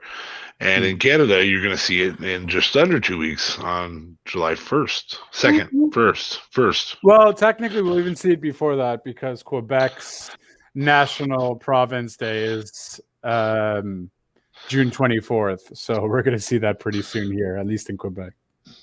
But yeah, whole bunch of fireworks going on in the next 2 weeks. So there you go, pyro. Or if Montreal Way to kick off pyro, WWE. That's it. If Montreal randomly wins against the Vegas Knights for this series, and you're going to see Montreal go freaking apeshit with fireworks, because every time they win, it's a whole freaking firework fiesta here. Yeah, not happening. Not happening. Oh, it's definitely happening for sure. No. I'm still shocked that the Canadian fans don't have the lowest IQ, but it is what it is. It is what it Next one, good sir. Next one, we are moving to best move. Best move of the night. Sayukin. Oh wait, no. That. I don't remember. No, nobody. Dalcine was not in this pay-per-view.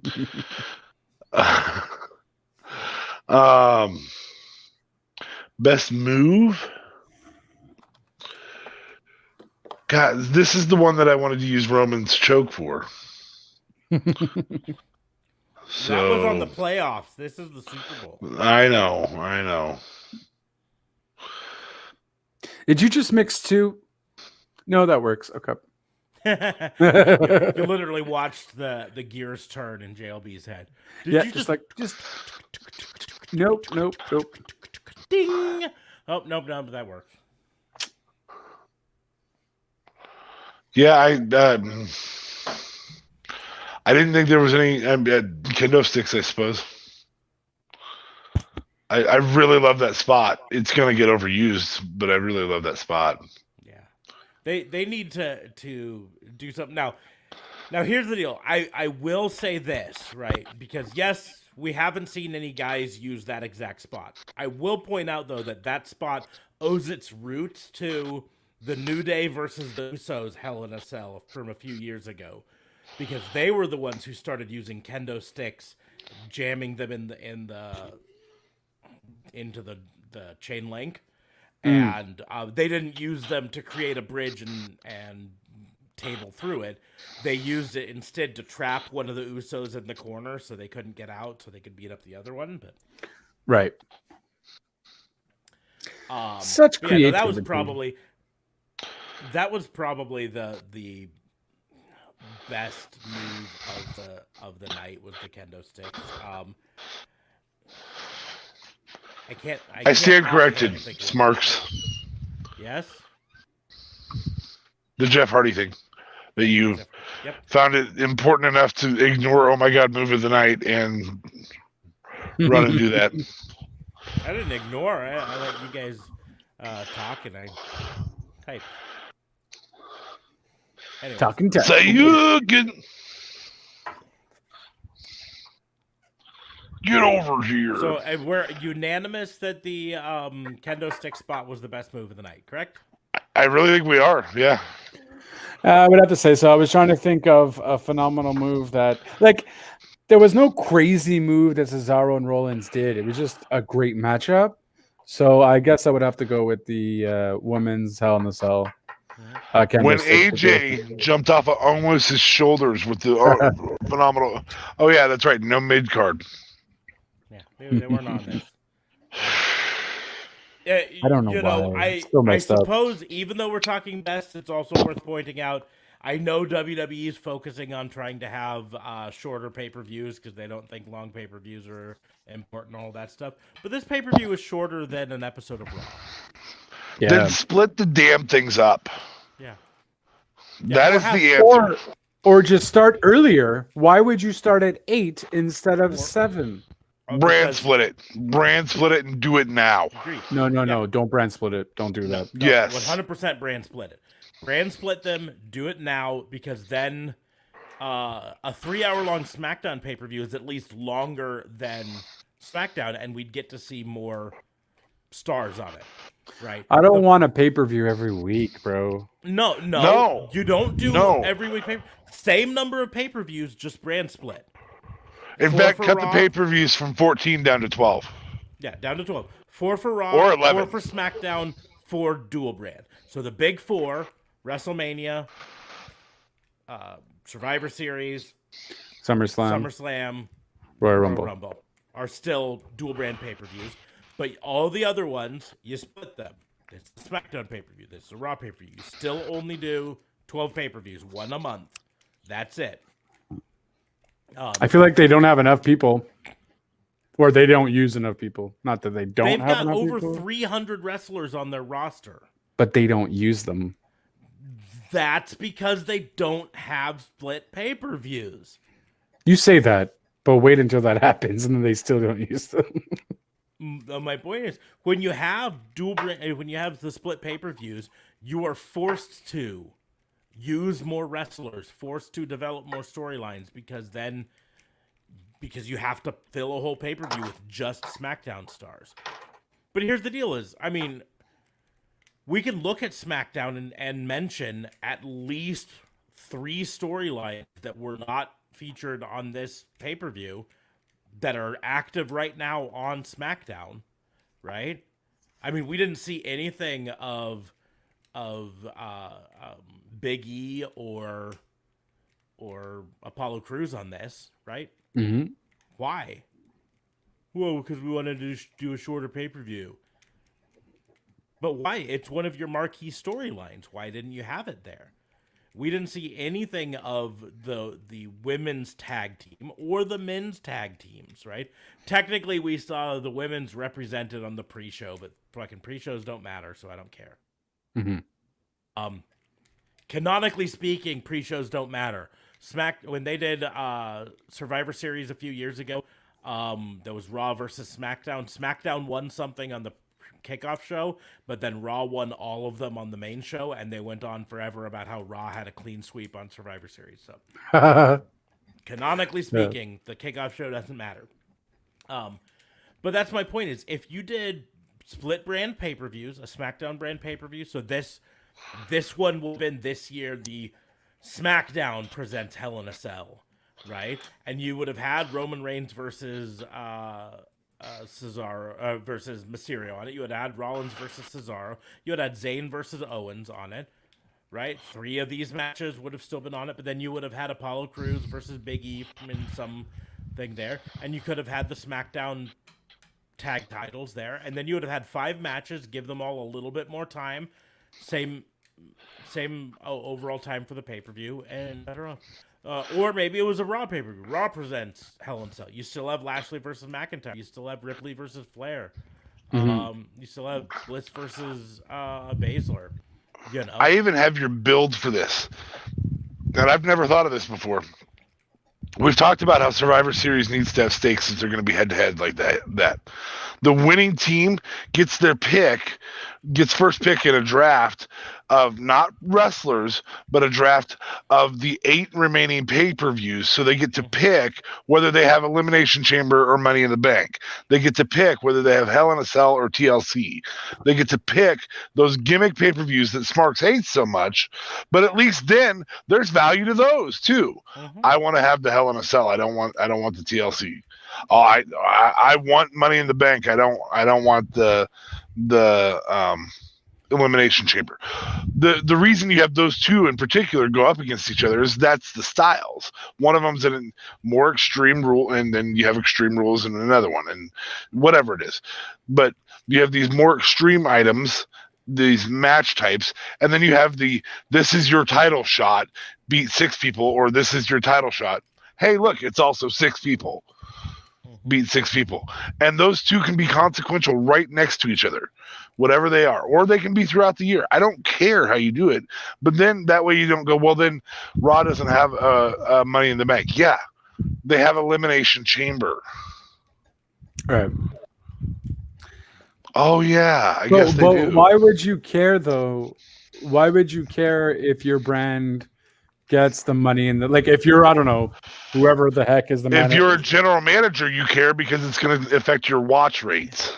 You care because if you get Money in the Bank, if that's your pay-per-view for Raw or SmackDown, that's a title all year long. You've got a title shot all year long, right? And so if you win Elimination Chamber, you get it next pay-per-view. Okay.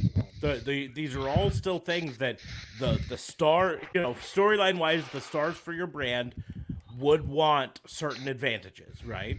And Money in the Bank is a huge advantage. So the stars for your brand would want Money in the Bank because then they've got that chance at the big prize, right? Inversely, the stars of your brand don't want Payback, right?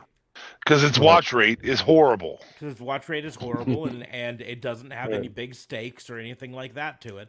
So you're like, So that's really, it's as much about not getting the crappy pay-per-views, like fucking Great Balls of Fire. I know I keep bringing up, it's the dumbest name they've ever made.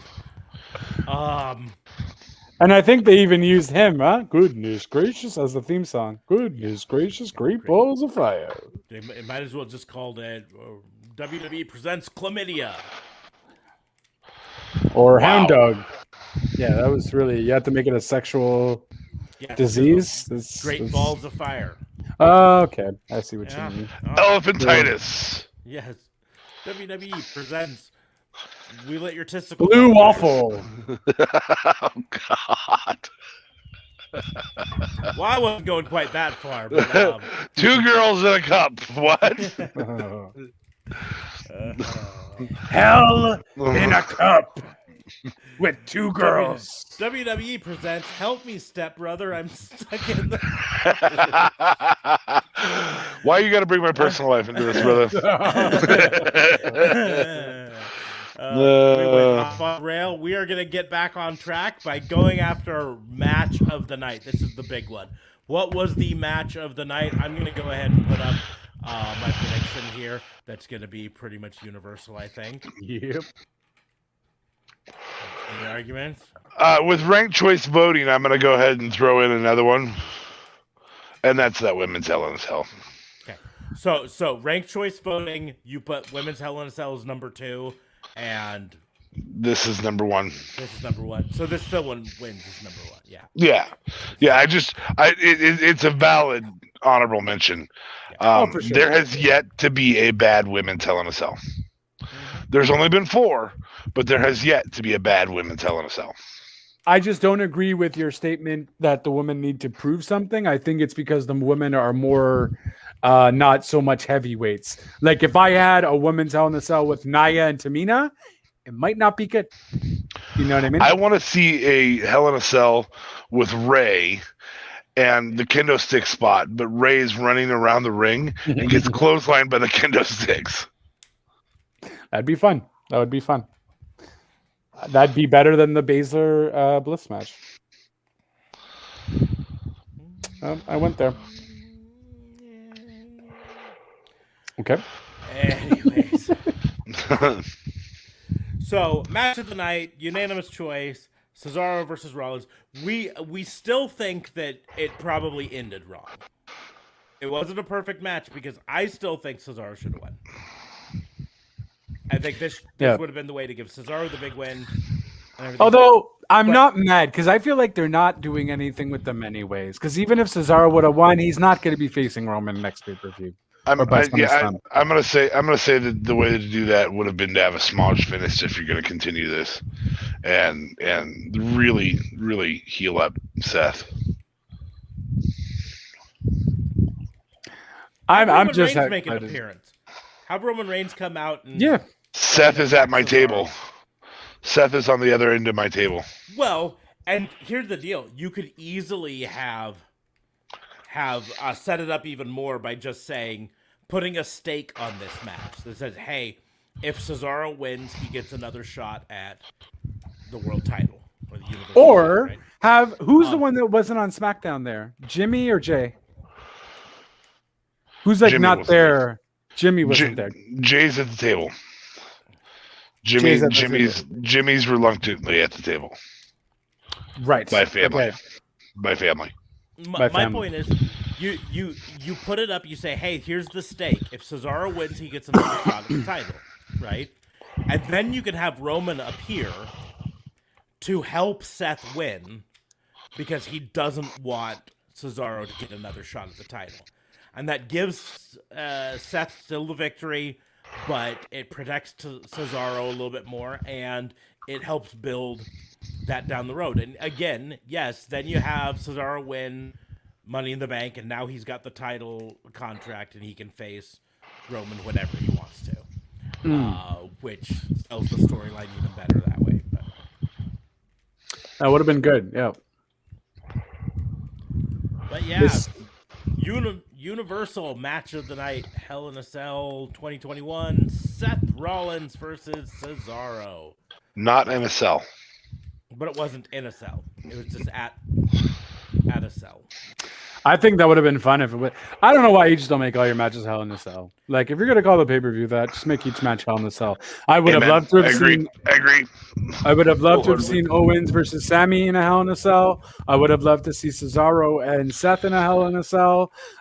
Maybe even the Shayna Baszler Bliss match could have been halfway decent in a cell because, hey, you can't use your demonic powers on me. We're in a cell. We're locked in, kind of thing. So if you do anything to me, can because it's hell in a cell and she's demonic. Yeah, but yeah, I don't know. It still might have made it more interesting.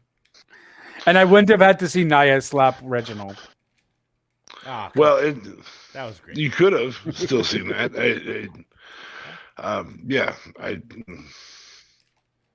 I just don't want to see it. Okay, I'm making up this match being in a Hell in a Cell, and they didn't book it because they were too focused on what they should do as a good match for. The a only Hell in a problem with Cell. that is the Fiend symbiote sucks in Hell in a Cell.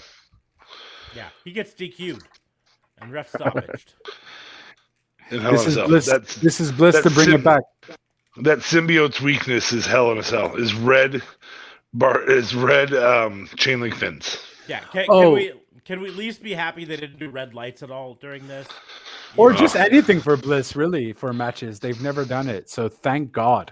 Yes, we'll at least give that there. Yep. So, but match of the night, universal choice, we're good there. But that brings us to the end of our review of Hell in a Cell 2021. I think overall a decent pay-per-view, right? Yeah. Brought down by a few less than great matches, but the other matches were all above average enough to bring it up. The definition of meh. Meh. I wouldn't call it a meh pay-per-view. It was decent enough. I've seen worse. No, it wasn't bad. I said it was meh. It was meh midline. is kind of like... It's a C. It'll get you through school. I would have given this one a B. I think it's a B. Yeah. I'd say it's a little bit more than meh. It's above meh. I think it had 2 below average matches and 4 above average matches, which brings it up to. But no great matches. Even our match of the night wasn't a great match. It wasn't the. If I ask you what was the best match of WrestleMania 17, because we go back to that because that's one of the greatest pay-per-views of all time. But okay, if I ask you what the best TLC match was, you'll have an answer. If I ask you what the best Hell in a Cell match or what the best match from this pay-per-view is, and I read you the card in a year and a half, I don't know that you're going to remember that. I'm definitely going to remember Seth versus Cesaro. That's some classic match work, though. That's great wrestling at its finest. I kind of want to prove you wrong by doing one from a year and a half ago. I won't maybe say it's the match of the year. I won't go that far. You know what I mean? But I do think it has contender to be with the 2 matches they have put up. It maybe has contender to be the one of the top 10 so far of the last 7 months that we've been, or last 6 months that we've been watching wrestling this year, I would say. Okay. Yeah. Well, I mean, I don't know. Like, that's great wrestling. I think maybe the last match was maybe a bit better, but this match was still pretty fire. Yeah. Okay. Well, wrong. No? Okay. Well, I mean, of course you can disagree. That's fine. I just think it was like I said, if we go back to 2019 and I list a decent pay-per-view from 2019, we'll use SummerSlam. I'm sure it's probably a pretty decent pay-per-view. Mm-hmm. And I list off the card, you won't be able to tell me what the best match of that night is. And I don't think people will be able to tell me what the best match of this night is in a year and a half. I'm going back and proving you wrong. I think I'm going to go out on a limb and say, if you were to tell me any month out of the year, this card, including Rollins versus Cesaro, I would have said every single time that Rollins versus Cesaro would be the best match of the night. And you'd have been wrong a couple times, too. I'm pretty sure Becky Lynch versus Natalya wasn't great at SummerSlam. So... You know, like that. Yeah. Bailey versus Ember Moon. I don't remember. Yeah. See? Charlotte Flair. Well, I mean, just because this is old Bailey, though, right? This is not heel Bailey. So I just can't really recall. Go on. Charlotte versus Trish Stratus. That was probably halfway decent. AJ Styles and Ricochet. AJ Styles and Ricochet was fire. From what I remember. And Kevin Owens versus Shane. Was that the... No, that wasn't the Cell. I don't remember that. They fought so many freaking times. Totally don't remember Fiend versus Finn Balor. I think that was the match of the night that night, if I remember right. When did Goldberg face Dolph Ziggler? I'm gonna say SummerSlam 2019. Thank you. Wow. Just off the top of my head, that's that. So does that give you that? That's where I think this lands. Is in good pay-per-view, not memorable. I won't argue with the not memorable part. I'm still saying that it's a B. Okay. Because it was above average on most of them. So, is it going to be the best pay-per-view of the year? No, it's already not, right? Yeah. Is it going to be the best pay-per-view of the quarter? Probably also not. You know? It's not even the best pay-per-view of the last 2 weeks. Yeah. Exactly. But we're putting NXT in that, so that's it's dangerous. Is it in the bottom pay-per-views of the year? Probably no, I didn't say that. I said it's a C. And so that's why I C+. say to me it's slightly above average. I could either say C+ or B-, maybe. We'll compromise and say B-. Because I think 4 out of the 6 matches were above average. 2 of them. Controversy creates cash. It's going to be a C+. No, B-. C+. Fuck you, man. We'll do this all night.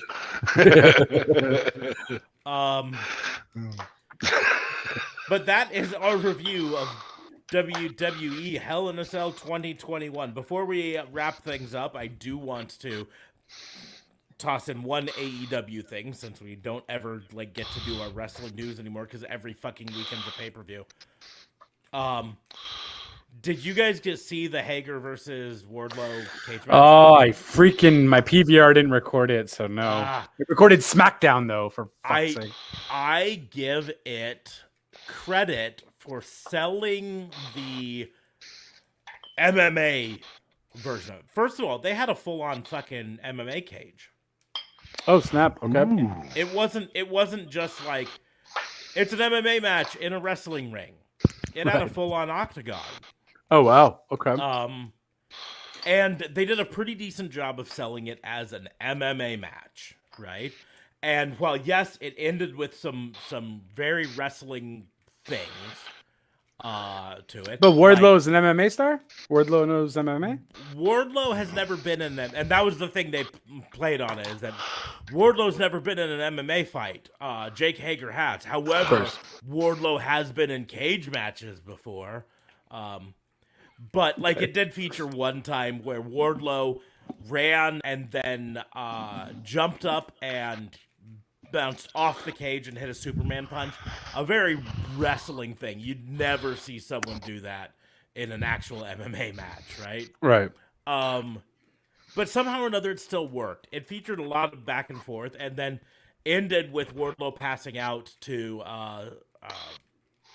arm triangle. Which is one of the things Jake Hager has actually legitimately won MMA matches with. So I actually really enjoyed it. So I highly recommend if you get a chance to find it.